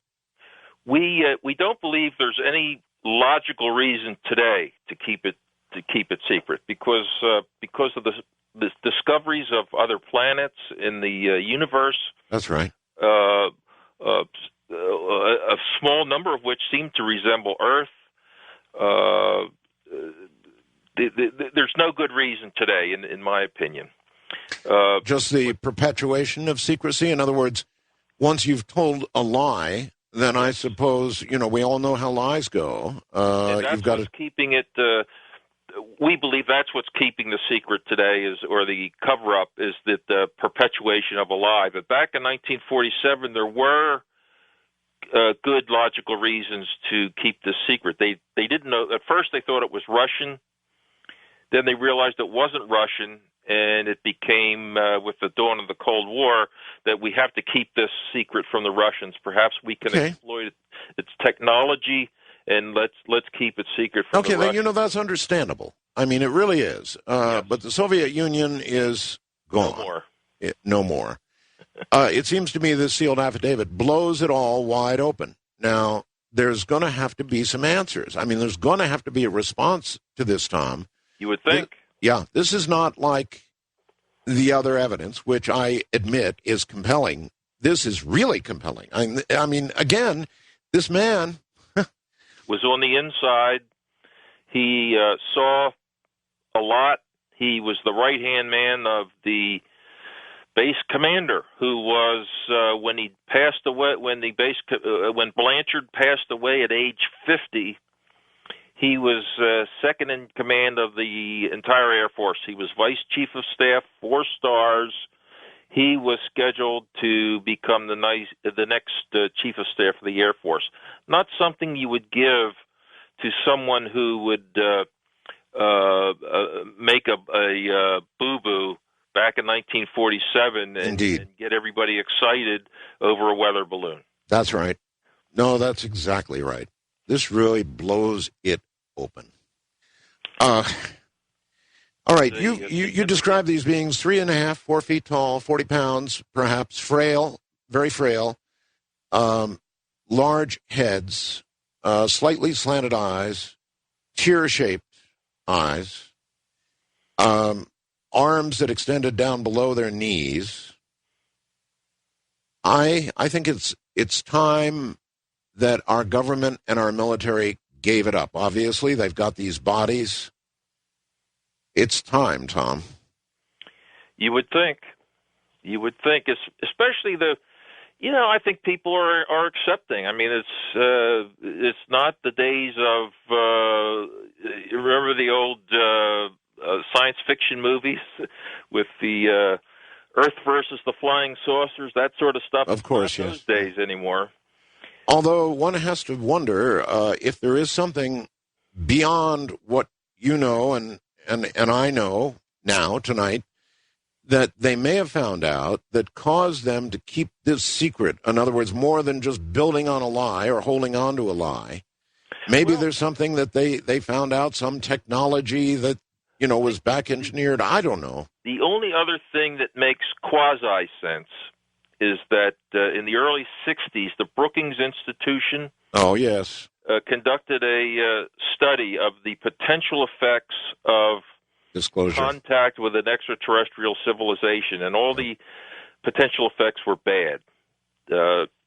Destruction of our financial institutions, or collapse of our financial institutions, our religious institutions, and our social institutions. So, Tom, you'll never know. I have quoted Brookings to the point of nausea, as what I believe to be still the reason that we keep this secret. Now, certainly, we believe it's certainly still a factor. But the other factor is, as you said, the perpetuation of a lie. We think it's those two today. Maybe. I'm not sure that religious institutions would crumble. I'm sure there'd be some shaking going on, but I don't see them as crumbling, unless the real truth includes, some kind of information, for example, that telepathically someone was told that they are our makers. Something of that magnitude could certainly cause a collapse. Yeah, something like that. And you're not aware of anything like that, are you? No. The only thing that we're aware of is what the one witness was able to convey about what he heard in his head. So, and that was it. That the creature was aware of its fate.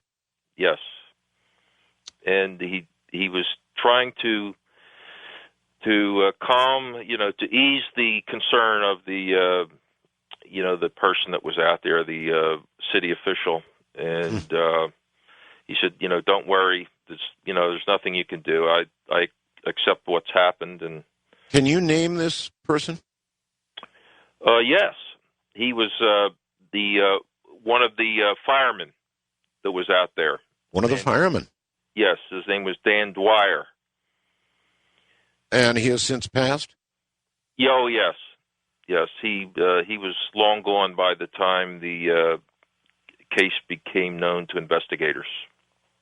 So we got the information from his daughter. All right. Tom, hold tight, from his daughter. Wow. Tom Carey is my guest, and this is, without a doubt, a breaking news night from the high desert and the great American Southwest. I'm Art Bell.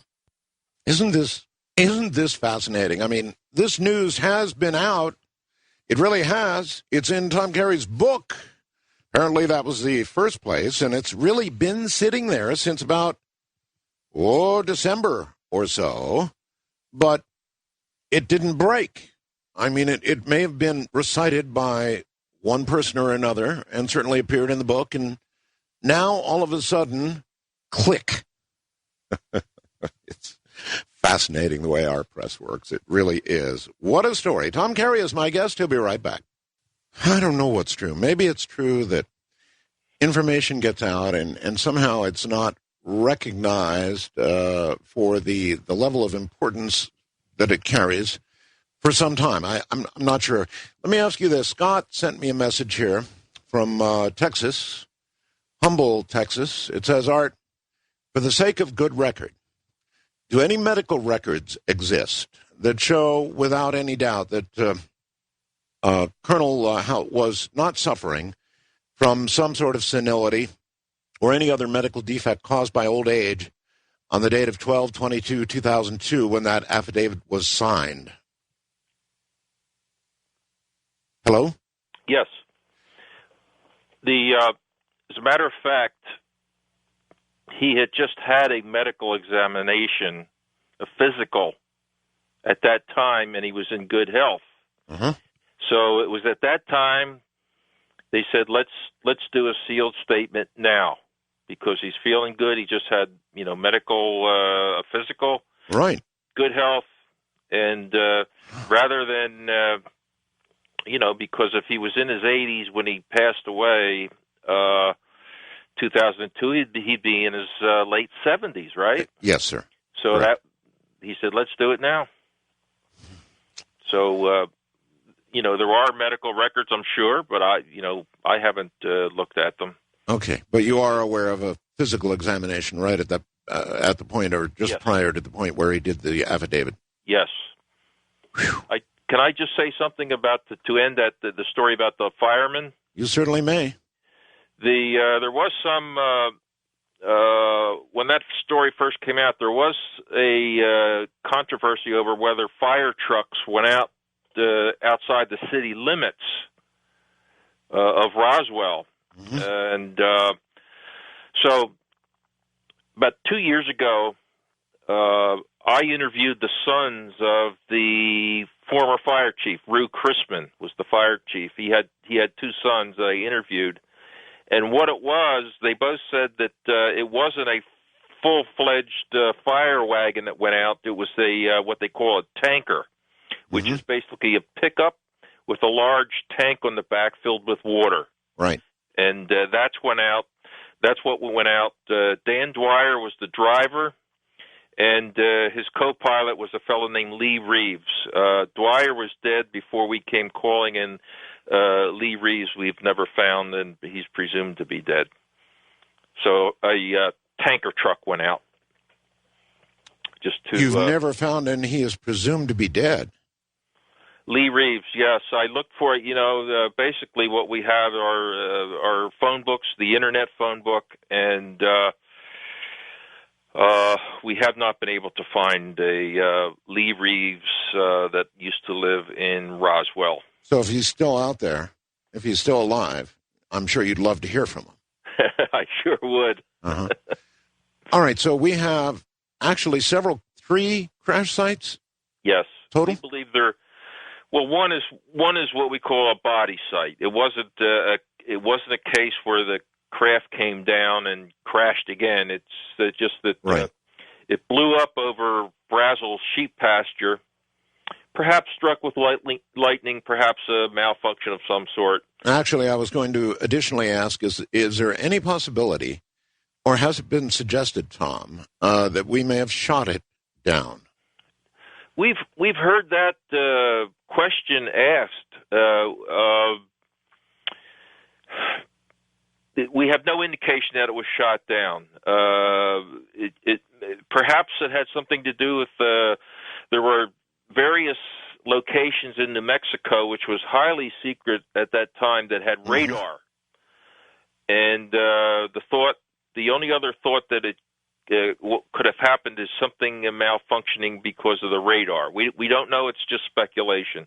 But those are the two possibilities. We know that there was a tremendous thunder and lightning storm going on that night. It's the monsoon season for New Mexico, Right. Early July, and we've seen some of that lightning and thunder, and it's scary. Oh, it is indeed. We have it. We get it here a little bit later, but oh yes, Roswell gets pounded by incredible lightning storms. So speculating along those lines, makes as much sense as anything else. And of course, the radar is again speculation, but no thought that they were tracking it and opened up on it and shot it down. All right. That we don't buy that. All right. You, I take it, are quite familiar, I hope, with Lieutenant Philip Corso's book and his testimony? Well, it's 10 years ago. I know the basics of it. Okay, I had the fortune to interview Colonel Corso, I think a total of 3 or 4 times, perhaps. And he articulated some of the technology that he alleges he passed on from the Roswell crash to American industry. You know about all that? Well, yes. I guess he worked for a fellow named Trudeau. Right. And he was given the Roswell file, and they back-engineered, re-engineered That's right. some items. Don and I, we don't follow that trail. It's our mission is to follow the trail leading to whether this event really happened or it didn't happen. Something like back engineering and whether things like transistors and Velcro and fiber optics came from the Roswell crash, that's not on our radar. All right. You want to verify the crash itself? Yes, the crash recovery, cover-up, that sort of thing. Would you call this affidavit that I read a little while ago? Smoking gun? Well, smoking gun, Holy Grail, whatever. Certainly a smoking gun. The Holy Grail for us is an actual piece of what we call the memory metal. This is that. This is that metal that's been described by various witnesses. You're saying you have a piece? No, I say we're looking for a piece. That's our Holy Grail, where you can just wad it up in your hand, and it feels like you have nothing in your hand, and you turn it over, and you drop it on a flat surface, and it just flattens right out in about a second. Yes, to the original shape. According to the affidavit, there were pieces of that or something passed around virtually hand to hand. Yes. We've spoken to a number of witnesses who have seen and held that sort of material. And the reason we call it the Holy Grail of Roswell is because if you have a piece of that, you go on camera and you don't have to send it away to be analyzed for isotopic constituents. You can just visually see that it's something truly alien, extraordinary, that you don't have to send it out. And certainly they had nothing like that in 1947. I don't think they have anything like that today, at least from the descriptions that we've heard. So that's in your investigations, Tom, there obviously have been around the world, there have been many crashes and contact stories. I wonder if you've gone beyond Roswell. I mean, once you believe that this occurred in Roswell, then you have to begin wondering whether it's occurred legitimately elsewhere since. Well, Art, until this case is finished, Don works full time, and so do I. And so we have to focus our attention. Right. And until this case is solved, and until we're finished with this case, that means either all the witnesses die, and we're getting close to that point, aren't we? Yes. Of the people in the pictured in the base yearbook from 1947, of the hundreds that we've called, about 90% of them are gone now. Sure. There's about 10% left, and maybe half of those are infirm to the point that we can't interview them. So we're talking about a shrinking witness pool that certainly by the next 10th anniversary, the 70th anniversary, there won't be anyone left to interview. So that's something to think about. We're going to follow this until either the witnesses pass away, we pass away, we find a piece of memory metal, or that day of disclosure it comes to a reality, meaning the government comes clean. I wonder if something with the power. This affidavit has power. There's no question about it, and I absolutely. I wouldn't close out the possibility that at some level somebody is considering whether it's time to come clean. We've heard from one witness. We didn't believe everything he said because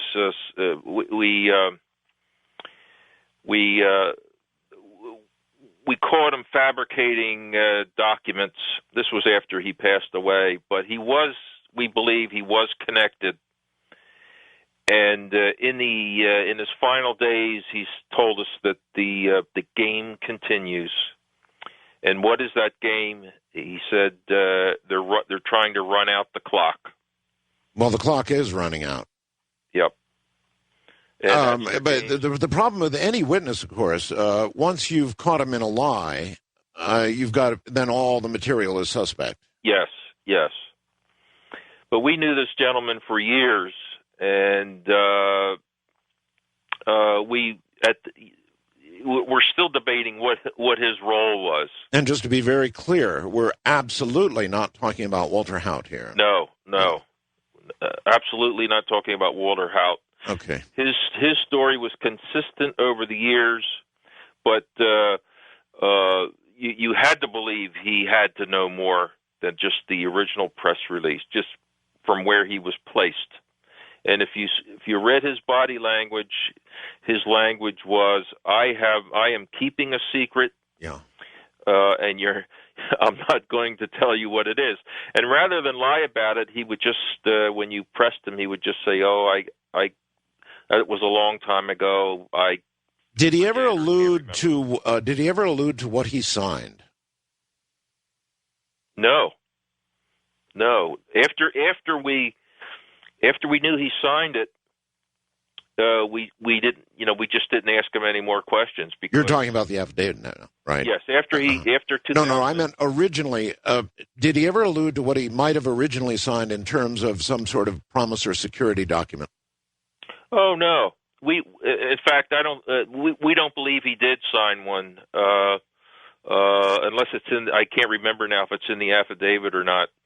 But the promise to Butch Blanchard was enough for him. Well, we all, everybody in the service took an oath, and I guess he was keeping that oath. Yes, he was keeping the oath, and more importantly, his promise to Blanchard, because they were good friends, and Walter could have followed him to Washington and to maybe a star or two. Did Blanchard ever make any statements?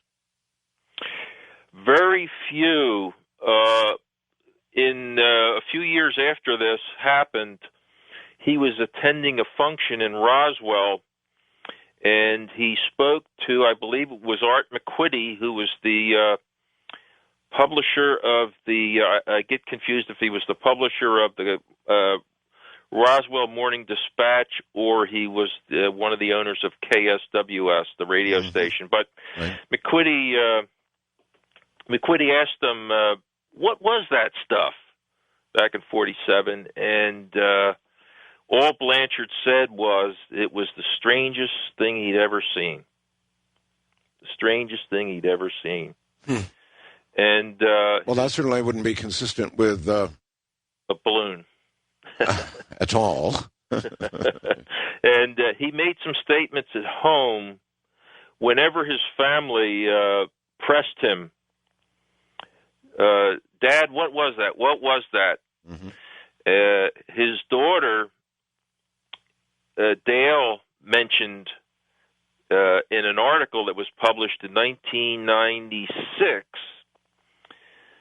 that whenever they asked him about Roswell, he would like stare off into space and say, "The Russians have some amazing things." That's all he said. The Russians have some amazing things, and that was the end of the conversation. Not that amazing.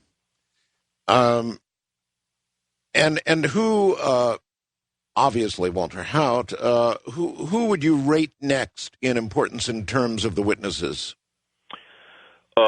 Wow. Certainly Edwin Easley, the who said provost marshal, uh-huh.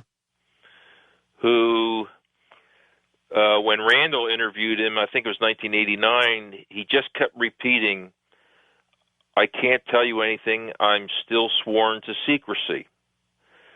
Now, what kind of balloon, it just doesn't hold up that a rubber balloon is something that will cause you to be sworn to secrecy. Not at all, nor even, and what year was that he said that? 1989. Or even 1990 in there. Yeah.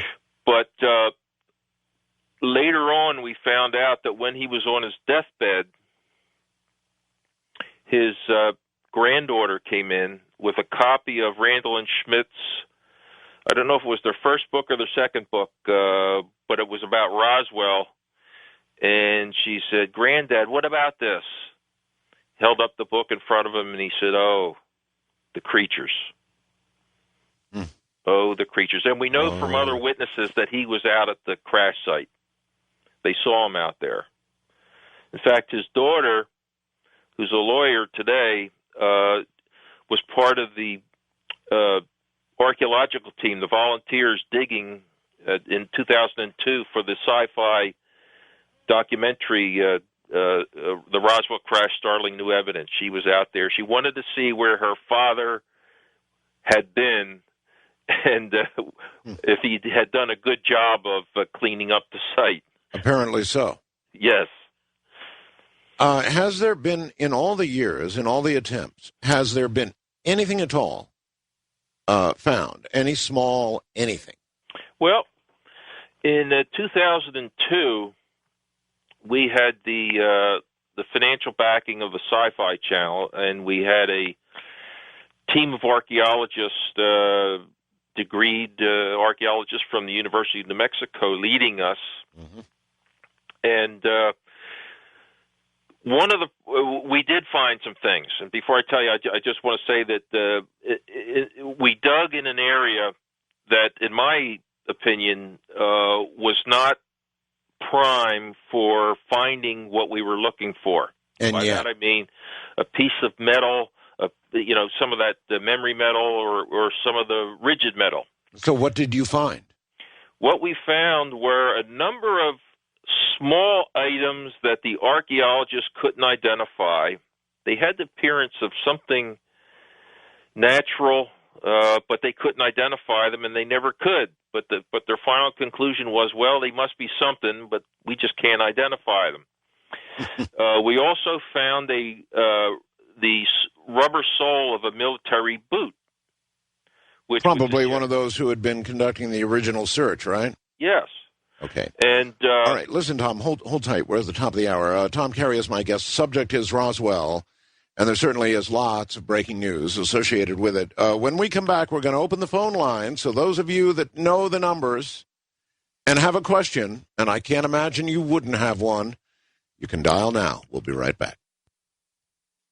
Here I am. My guest is Tom Carey. That's T-H-O-M, by the way, Tom Carey, C-A-R-E-Y. His book is Unmasking the 60-Year Cover-Up, and it's only out now, a very short time. Amazon.com, all the usual places. The affidavit that I read is in the book, as is so very much more about Roswell. So if it's in your gray basket, as a friend of ours would say, and you want to pull it out or decide for yourself, This would be your opportunity. Pick up that book, do the read, and figure it out for yourself. We'll be right back. Well, all right, Tom, in a moment we're going to go to the phones. However, who is Major Patrick Saunders? Major Patrick Saunders was the 509th, the Roswell base adjutant to Colonel Blanchard. Okay. And he died in 1995, but before he died, he bought up a bunch of copies of Randall and Schmidt's second book, The Truth About the UFO Crash at Roswell. Yes, but I'm sorry, what year was it he died? 1995. 95. I thought you said 45. I'm sorry. Okay, go ahead. No. 1995, and so right before he died, he bought up a bunch of copies of the second Randall and Schmidt book. The first page inside the book was a page entitled "Damage Control," and it told about what the authors believed happened to the records. They were vacuumed, serial numbers were changed so that people looking in the future couldn't really track down anybody, and records were destroyed. Above this heading, Damage Control, which was on the first page inside, Patrick Saunders hand wrote, "Here's the truth, and I still haven't told anybody anything!" Exclamation point. This is right before he passed away. Really? And we thought at the time, well, he just must be talking about the book in general. Well, after the key witness in the book imploded, that would be Frank Kaufman, one of the main witnesses in this book. We caught him in a number of fabrications. We started thinking, well, I did right away. I thought, well, geez, what could he have been talking about? So I looked at that page again, and the closeness of his handwritten note to the damage control paragraph, I had an epiphany at that point that this is what he was talking about, not the book in general, but what followed in that paragraph. Well, which was that he basically had been in charge of covering the trail, covering the paper trail. Mm-hmm. Was already in place at Roswell back in 1947. There would have been a lot of cleanup, paperwork-wise, people-wise. It would have been a hell of a job. Yes. But a few months ago, I received an email from Kevin Randall, one of the co-authors of the book. Right. And he had independently come to the same epiphany. And so we compared notes, and we both agreed that that's what Patrick Saunders was talking about, is that he was the one who initiated the vacuuming of the files, the covering the paper trail. And if you remember, Art, the Government Accounting Office in 1993 and 1994, when they were looking for a paper trail, oh yes, they found out that it was inexplicably missing. There was none. That's right. The papers out of Roswell were inexplicably destroyed without apparent authority. Well, you recall a congressman looking very, very hard for that information and coming up empty. Empty. And now we know from Patrick Saunders that the vacuuming, the destruction of the paper trail, not that he did it all, but it started with him. Gotcha. All right. That's in our book. All right, and a lot more. All right, here we go. John in Houston, Texas. You're on with Tom. Hi. Hi, Art. I'm proud to be talking with you. Thank you. Enjoy your show all these years, and Mr. Carey, thank you for your work. My father was the flight operations officer that night, and he was the flight operations officer on the plane that Mr. Marcel flew out of there, and I wondered if you had talked with him. I know Mr. Schmidt and Mr. Randall have interviewed him for their other books. Do you mean Bob Shirkey? Yes, that's my dad. Oh, yes. Well, hello. Hi there. Yes, we we talk to Bob as often as we can. I understand he's in a assisted care facility now. Is that? That's correct. Yes, he's had some health problems, and he's not going to make it to Roswell this year, and he's sad about that. And we're all hoping he gets better. But he was great guy. We've talked to him often, and his story is. I'll tell you what. Why don't we ask since we got his son on the line? Why don't we ask what your dad told you? Well, he didn't talk about it. He was like all those other fellas. Nobody talked until 1989, and all of a sudden it broke. I was watching television one night and saw my dad on TV, and I went, my God, and I called him, and I said, what in the world is this? And he laid it out to me and told me he had stood with Colonel Blanchard and watched them load the wreckage and told me what it looked like and said it was nothing none of them had ever seen before. And my dad was a pilot. He just happened to be the operations officer that night. They all traded jobs so everybody would know each other's job, Mm-hmm. And he was a pilot. And do you remember his exact words when he described what he saw? He just told me he saw pieces of it looked like metal beams, and it had strange writing on it, and none of them knew what it was, and it wasn't hieroglyphics, and it wasn't anything that any of them had ever seen before. And Glenn Dennis, the man that sent the caskets to the funeral home, I've known him all my life. I was born in Roswell in 1949, and my family, we knew Glenn Dennis. He took care of the funerals for my grandparents and a lot of my relatives, and Walter Haught lived around the corner from my aunt and uncle. And I've known those men all my life, and they were just stand-up guys, and they didn't all get together in a coffee shop one afternoon to say, hey, let's make a story. Yeah, I hear you. So when you heard this affidavit of Walter Haught, it rang true to you? Oh, absolutely.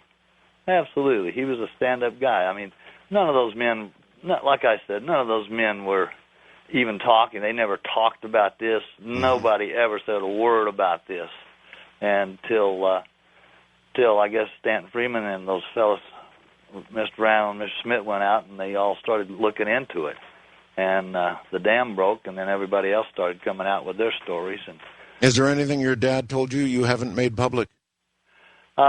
He told me pretty much what Walter Haught had said. Walter and my dad were friends, or good friends, and Walter had told my dad about the bodies and about what he had seen. And my dad told me about that. Wow. And, so I've known that since 1989. And your dad was, now let me get this straight. Your dad was a witness to the same thing that Walter Haught was? No, he didn't ever say he saw the bodies. He just saw the material being loaded onto the B-29. Okay.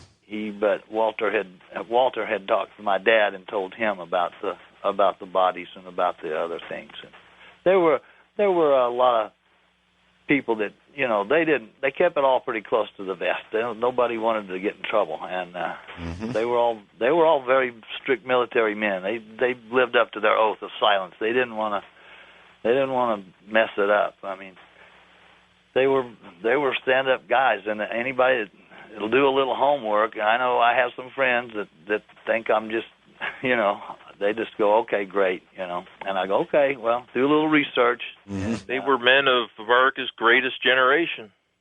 Yeah, I was going to say it's a very different generation we're in now. Well, there's just so many people. I have the same name as my father. I'm a junior, so after this broke, I was getting phone calls from all over the place, and I finally just had to get an answering machine. Cause is your father in Houston now? No, he's in assisted living outside Las Vegas. Oh, New Mexico or? Oh, Nevada. Okay, because I tried to find him when I heard that he was in assisted, and I called all around. And well, if you'll take me off the air, I'll be glad to give you his number. All right. Why don't we do this? Tom, you want to provide, do you have an email address, Tom? Yes, you can reach me at T. Carey, that's Tcarey, followed by the numerals 1947 at AOL.com. Did you get that, caller? Yes, I'm writing it down right now. All right, that's T. Carey, Tcarey, 1947 at AOL.com. Okay. All right? I've got it. It'll be tomorrow. So, yeah, okay, fine. Let's keep that private. John, thank you so very much. Well, thank you for all your work, and you too, Mr. Carey, and keep it up. My pleasure. Nice talking to you. Nice to talk to you, please. Thank you, sir. Wow. All right. To Carol in Claremont, California, you're on with Tom. Well, I'll try my best, sir, but I want to say my jaw is on my chest after what I've been hearing. Yeah. I am so dramatically shocked to be kind of even a fringe player on this evening. I can hardly believe my fortune. And I want to thank you all. I have in my possession a clip from the 1890s from a newspaper in Michigan where one of my grandfather's employees saw a UFO over a railroad. So I've sort of been a lifelong interest person here. I want to also give you quick information. On my internet, I was able to find out Art McQuitty. You referenced him earlier, and you didn't know if he was the KSWS or... yeah, apparently he was the Dispatch, right? He was the Dispatch, yes, indeed. Mm-hmm. Yep, indeed. But I'm very curious, and I'm puzzled about the heavy-handed tactics that apparently, according to a lot of documentaries I've seen, tactics used verbally, threats, something as melodramatic as actually taking a truncheon. Is that the right word? Yes. And pounding it in a palm and saying, you don't remember any of this, this didn't happen, you didn't see thus and so. What do you know of this? Well, in our book, we bring out some of the heavy, as you call them, heavy-handed tactics that our Air Force used to silence witnesses. One thing that wasn't previously known was that they turned the homes of the ranchers up in Corona upside down and inside out, looking for pieces of debris that they thought they had taken from the site. They just they ripped up floorboards. They cut into meal sacks that they use to feed the cattle. They just turned that place upside down. As far as threatening witnesses, they specialized in threatening the witnesses, civilian witnesses that had seen the bodies. And what they would do is they would, if it was, a child and parents, they would take the child into one room and say, we're going to kill your parents, and they would take the parents into another room saying, we're going to kill your child. Just awful stuff.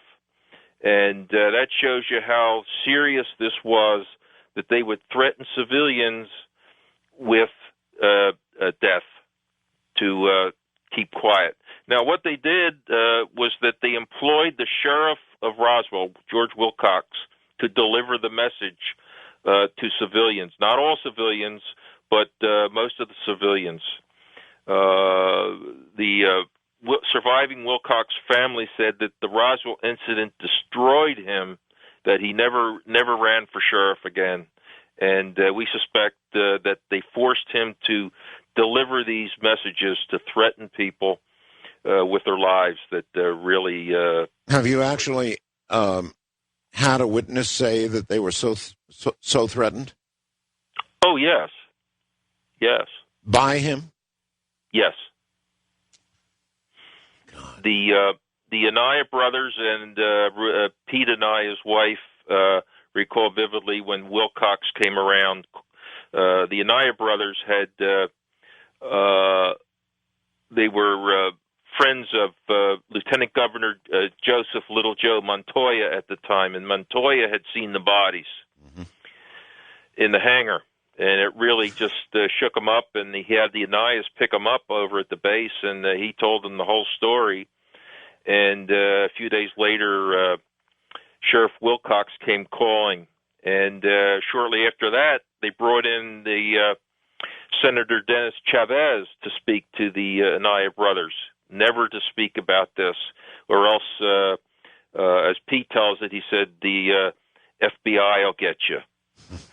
So they used Senator Chavez, they used Sheriff Wilcox, they had the majority owner of the radio station KGFL escort Brazel around to the media to get when they had him change the story. So with Walt Whitmore, they they threatened him with loss of his FCC license. So that's how they got to the civilians, because, as you know, the military has no direct authority over civilians unless it's a time of martial law. That's right. All right, Greg in Cape Cod, Massachusetts. Hi there. You're on with Tom Carey. Hi, Art and Tom. This is Greg from Cape Cod. How are you doing? Okay. Hi, Greg. I thought you guys would be interested, and this might be reopened now. If you remember that special they did on either the Discovery Channel or TLC, where they had General Ramey holding those papers in his hands right in front of the weather balloon lie, but that guy, I can't recall his name, with the computer, enhanced that and blew it up, and we could actually read what was on the paper. That's right, David yes. What was really going on. Yes, that was David Rudiak did the most work on that. Uh-huh.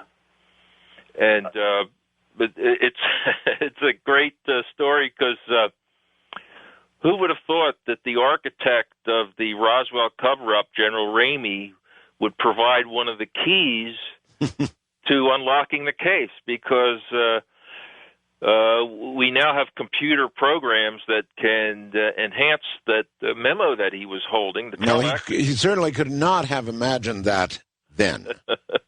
Exactly. That's more proof, Art, and I agree with you that this is the holy grail, this guy's deathbed letter. That's just one more piece of the puzzle to confirm it. It's hard to refute, because we know its provenance. It's not something that you can trace back to a UFO investigator with an agenda. It's something held by General Ramey himself. And I know when I first looked at it, I got a copy of it, and I looked at it, and I didn't know what it was going to say. I thought it might have something to do with, the water condenser at Fort Worth was not working. Who knew what it was going to say? But the words "victims of the wreck" just jumped right out at me. And what sort of weather balloon has victims? I thought that was fascinating. It becomes more fascinating now with this new news. It certainly does. It seems to me, in fact, as just me, but it cinched it for me, Greg. What I heard tonight, what I read tonight, just completely cinched it for me. That's all there is to it. It seems to me it's so cinched that somebody in charge, somebody in power, is going to have to respond to what's been on the air tonight. They have to. There's no doubt about it. And if they don't, then I don't know what we're to think of our own government. And exactly, it's time. It's time and past time. So, past time. All right, buddy. Thank you very, very much for the call. Take care, Tom. We're up at a break, so stand by, and we'll be back. If you have a relevant question for Tom Carey, who's written a book called "Unmasking the 60-Year Cover-Up," how timely can it get? Come on ahead. I'm Art Bell. This is Coast to Coast AM. What a ride, huh? If programs get bigger than this, I don't know how. Tom Carey is my guest. His book is Unmasking the 60-Year Cover-Up. We'll be right back. Well, all right, Tom, is there anything in the program thus far tonight? There's been a lot, probably too much from your point of view, that we have not aired that we should. Oh, could I just make one small correction? The full title of the book is Witness to Roswell, Unmasking the 60-Year Cover-Up. I'm sorry, it wasn't here. Okay. Witness to Roswell. Well, that'll help people in looking it up. Witness to Roswell, Unmasking the 60-Year Cover-Up. That's quite a correction, all right, thank you. But aside from that, Tom, anything else that we should be getting on the air tonight that you wanted to get on that we haven't? The reason we wrote the book, Art, was to put out most of the, not most, but many new witnesses to the case. Everybody knows the original witnesses, but we've been uncovering, prying loose, whatever you want to term it, new witnesses since we teamed up in 1998, and we wanted to give them a voice. We wanted to tell their story in their own words. It's not our interpretation of what they said. So that was the purpose in writing the book, to get their stories out. Okay, so people can read the witness testimony and decide for themselves. Yes. All right, all the way over to the United Kingdom on the international line. Michelle, you're on with Tom. Hello, Art. This is Oscar, Art. No, it isn't. And it's, I don't know how that got screened. I have no idea how that got screened. Diane in Dallas, you're on with Tom. Oh, hi, Tom and Art. Art, I just got to tell you, I'm a long-time listener for about 10 years, and I really appreciate you and George and Ian. And I wanted to tell you that whenever you received your Lifelong Achievement Award, I downloaded the picture of you three fellas and put you up on my little personal shrine of my greatest, best teachers in the world. Thank you, Diane. I thank you. Okay, do you have a question for Tom? Well, I do. I missed a little bit of the show earlier, and whenever you started talking about the preacher, I wanted to ask you if you've been able to get contact with his son, who is living in Richardson, Texas, and I wanted to ask you if this is the same preacher, because I'm not sure who you're talking. Tom, do you know who she's talking about? I do not know who she's talking about. All righty. Well, let me just tell you very quickly. I just recently, past couple of years, connected with a high school friend of mine who we were very close, and we're still close today. And he told me he had a neighbor who was the son of a preacher who was asked to come out and pray over the bodies at Roswell. Uh-huh. And he told me that his father, he's a minister now himself, and he's in his 60s, and his father has since passed away. And really, that's all I know, except that they had told the story about how another rancher or farmer was showing the preacher, and I'm not sure about the son being there, but this is the story that he told my dear friend, was that he had his rancher neighbor had a piece of the material and showed it to him and was willing to give him a piece, except he said he couldn't cut it. But they demonstrated how they could farm it into a cone, put fire underneath it, and water in the cone, and of course the water was never affected. It didn't warm up, heat up, or anything. Wow. And, of course, they just couldn't cut any of it off. Was he a Roswell preacher? Yes, sir. You know, this is interesting because... And I'd love to give you my friend's name and number. Well, listen, don't do it here. Do you have the email address that we gave out? Yes, I do. And okay. I'll do that. All right. I'll contact you by email. This is interesting, Art, because I was looking for a preacher. We got a story of a Roswell preacher, just like she says, that had been called out to, pray over the last rites, whatever was required. But I never could locate him. And I finally gave up when I did locate him. He had passed away, and he's buried in Roswell. Maybe you've got a new lead now. This appears to be the same lead, not the same preacher. But I would certainly love the contact information to follow up on this. My guess is it's on the way. James in Lincoln, Nebraska, you're on with Tom Carey. Hey, I appreciate that. It's been a wonderful story so far. My questions for you are about the broader implications of what was happening in 1947 and things like Operation Paperclip with the Nazi scientists coming over. Yes. The Admiral Byrd's expedition to the South Pole, where they had the UFO bases, or the U-boat bases, secret bases.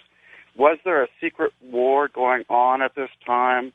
And what, was Roswell kind of at a center of that, based on, this was where the bomber wing that dropped the atomic bombs in the end of World War II. I'm kind of wondering, with this piece of the puzzle coming in, it's starting to make a lot of those other questions a lot more important. Any comments? Well, I'm not sure about a secret war, but certainly New Mexico was the hub of military activity in 1947. We had the White Sands Proving Grounds west of Roswell, where the captured German V-2 rockets were being tested. We had the development of the atomic bomb in New Mexico with the first detonation in 1945 at Trinity Site. Had Los Alamos there, number of air bases, and the only atomic bomb strike force in the world was stationed at Roswell. So we don't like to speculate, but if I'm flying through the universe and would want to pick a place to visit on Earth in 1947, it might be New Mexico. But and certainly Operation Paperclip, the captured German scientists were housed at Fort Bliss in El Paso, Texas at the time, headed up by Werner von Braun. And we did get a lead from a woman in Georgia a few years ago. She had a college roommate in 1964 whose father was one of the Paperclip Germans. And she told the story that her father told her that he saw the Roswell aliens, and this is in 1964 or earlier, from the Roswell crash. Unfortunately, we've never been able to find the roommate of our source. Okay, it's always made sense to me, Tom, that if there are others out there, and I am convinced there are, our detonation of a nuclear weapon above ground would, beyond like anything else, it'd be a beacon, all right, saying this civilization has just reached a certain level. I don't know how they'd regard that level, but it would be like a beacon in the night. And who knows, maybe it brought that visit. David in Sherman Oaks, California, you're on the air with Tom Carey. Hello, Tom. Hello, gentlemen. Hi. How are you? Oh, very, very good. I've been listening to your story this morning, and I've followed the Roswell incident for many years, and it seems like the water's really muddy on this case here. You get so many different conflicting reports about what they look like, what the craft is, how many craft there were. I mean, I've got everything from an ET looking like ET looking for the one in the movie ET, Steven Spielberg's looking like that, all the way from children like. So it's really hard to figure out what's going on. But I worked on a stealth fighter F-117A project, if you're familiar with that at all. Yes. Was it the Nighthawk or? The F-117 stealth bomber. Yeah, that's correct. Yeah, it was built in stealth aircraft. Are you talking about the bomber or the fighter? The fighter. Fighter, 117, okay. The one that has the irregular shaped edges and stuff. Triangular shaped. Well, it had irregular shape in order to deflect radar, as well as the composite materials. Anyway, go ahead, caller. Yeah, okay. Well, I worked on that project, and it was called Have Blue when we first started it. As you know, the word blue is connected to UFO investigation and reverse engineering projects. So when we were first told that this thing that we're developing is similar to something that was reverse engineered, okay? Now, this aircraft was made of all composite materials, and outer skin portion, before we put the special paint on it, was made out of a material precisely exactly what you described is a foil. It's a plastic foil. You wad it up in your hand. As soon as you open up your hand, it turns completely flat, and guess what? The military spec, the MLS spec, is this: won't burn, tear, or fuse, which means you can't tear it, you can't burn it, or anything. It's incredibly strong and durable, and it exactly, when I hear this Roswell incident about someone holding something in their hand, they could bend it up and curl it up, and it's precisely like the material we used on F-117A.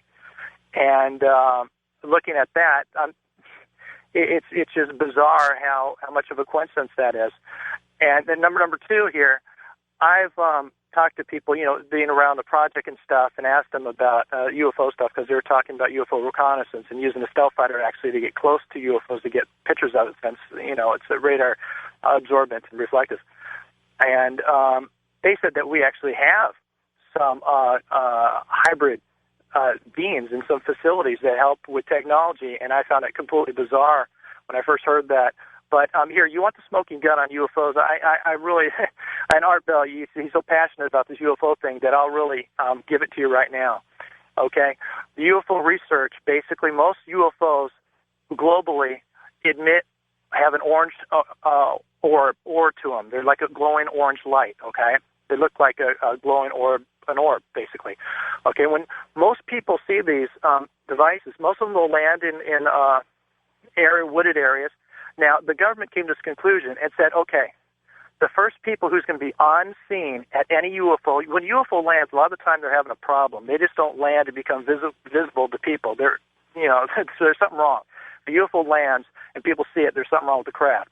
So the government said, okay, who's going to be the first on scene? Is it going to be the police officers? No. It's going to be the fire department. Why? Because when a UFO lands and it's flickering orange, it looks like a fire. Okay, people, when they see a flickering orange something in the bushes, they go, "Oh my God, there's a fire!" They call the fire department. Yeah. So the fire department is on the scene first. So guess what? Here's your smoking gun. Every single fire department in the United States of America has a instruction manual, and guess what's in that manual on one of the pages? How to deal with crashed UFOs, extraterrestrial craft, is inside of every fire department in the United States. You can get a photocopy of that. Go to any fire department, they have it in there, what to deal with an extraterrestrial craft. Now, if they don't exist, what's that doing in every fire department in the United States? Do you know the designation of that manual? It's a standard operating procedure manual that every fire department has, and it only has maybe about 300 or 400 pages. And you could look in it, talk to any fireman, go through it, and it will say right there, it says how to deal with all right, David, we'll take it from there. We'll certainly verify that or knock it down, but that's very interesting. Had you heard that, Tom? Yes, I've heard the part about the manual. I used to know the name, but I can't recall it right now. He makes a good point. It would be regarded probably as a fire, flickering orange, and so they might be the first responders. Interesting, that would be in the manual. Yes, and I did see that. I don't recall what the manual's called. I think it has some sort of acronym. I'm sure it does. He is right about that. Okay. Ed in Allentown, Pennsylvania. You're on with Tom Carey. Good morning, Art. Good morning, Tom. My name's Ed. Hi, Ed. Fantastic show tonight. Thank you for the show. A brief comment, and a question, please. I don't know if either of you had watched during the 50th anniversary of Roswell on Good Morning America. Joan London was interviewing the general who had the press conference for the Case Closed book. He was a decorated.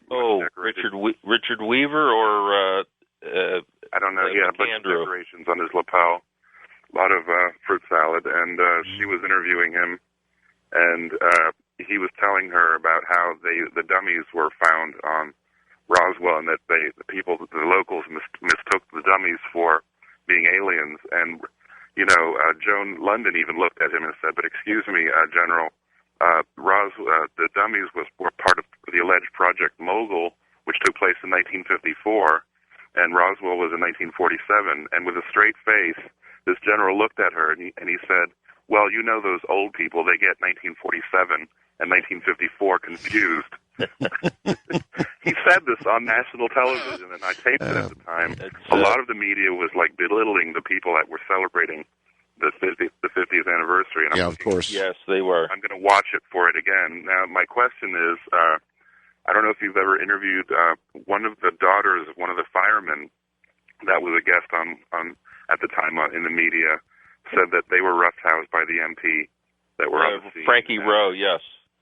Okay, I didn't know her name, but I thought, is she included in your book? Because her story was pretty compelling.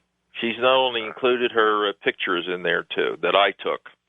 Okay, yes, great. And if you can get a copy of that Good Morning America episode. It was pretty shocking, and Joan London got fired shortly afterwards. I don't know if it was related, but it was pretty shocking the way it appeared, because it was kind of stunted. They went to a commercial immediately. Really? The notion that you can mix up decades, something that took place in the 1940s with something that took place in the mid-1950s, it just is laughable on its face.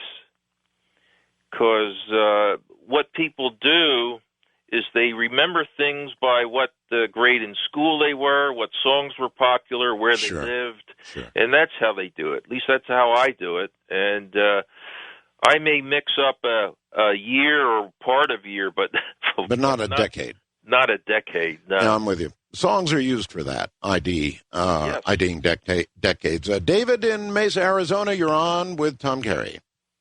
Pleasure. I have a question for Tom, but I want to first say I'm a long-time listener. Since Richard C. Hoagland told you about what was going on with weather experimentation in Alaska, I'm a 30-year veteran of the United States Air Force and here in America. Yes, sir.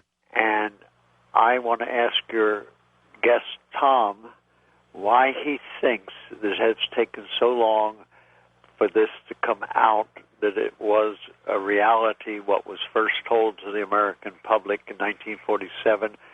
My father was working for the Philadelphia Naval Yard when the Philadelphia experiment took place. Yes, sir. Well, it's still not out. I mean, it's not out officially. Why has it taken so long to begin to break in the way it is tonight? I don't have that answer. I mean, this information has been out there for a while now. It's just one of those things where the media, I don't know what they do. They sit on something until some magical switch gets thrown. And, Tom, you can be proud to have been part of throwing that switch. Yes, the herd mentality. They're looking for someone to go first, I guess. As far as the case taking so long is that, investigators, civilian investigators, did not get on the case until 1978. Well, Tom, listen, we're at the end of the program, my friend. You have done an incredible job. This is going to go down as a completely classic program. And, Tom, we'll have you back again. You can be sure of that. Wonderful job. And all I can say is keep it up and good luck with the book, but you won't need it. It'll sell like hotcakes. Art, it's been my distinct pleasure to be on with you tonight. Take care, my friend, and good night. And for the rest of you, we'll rest for 24 and see you then. Good night.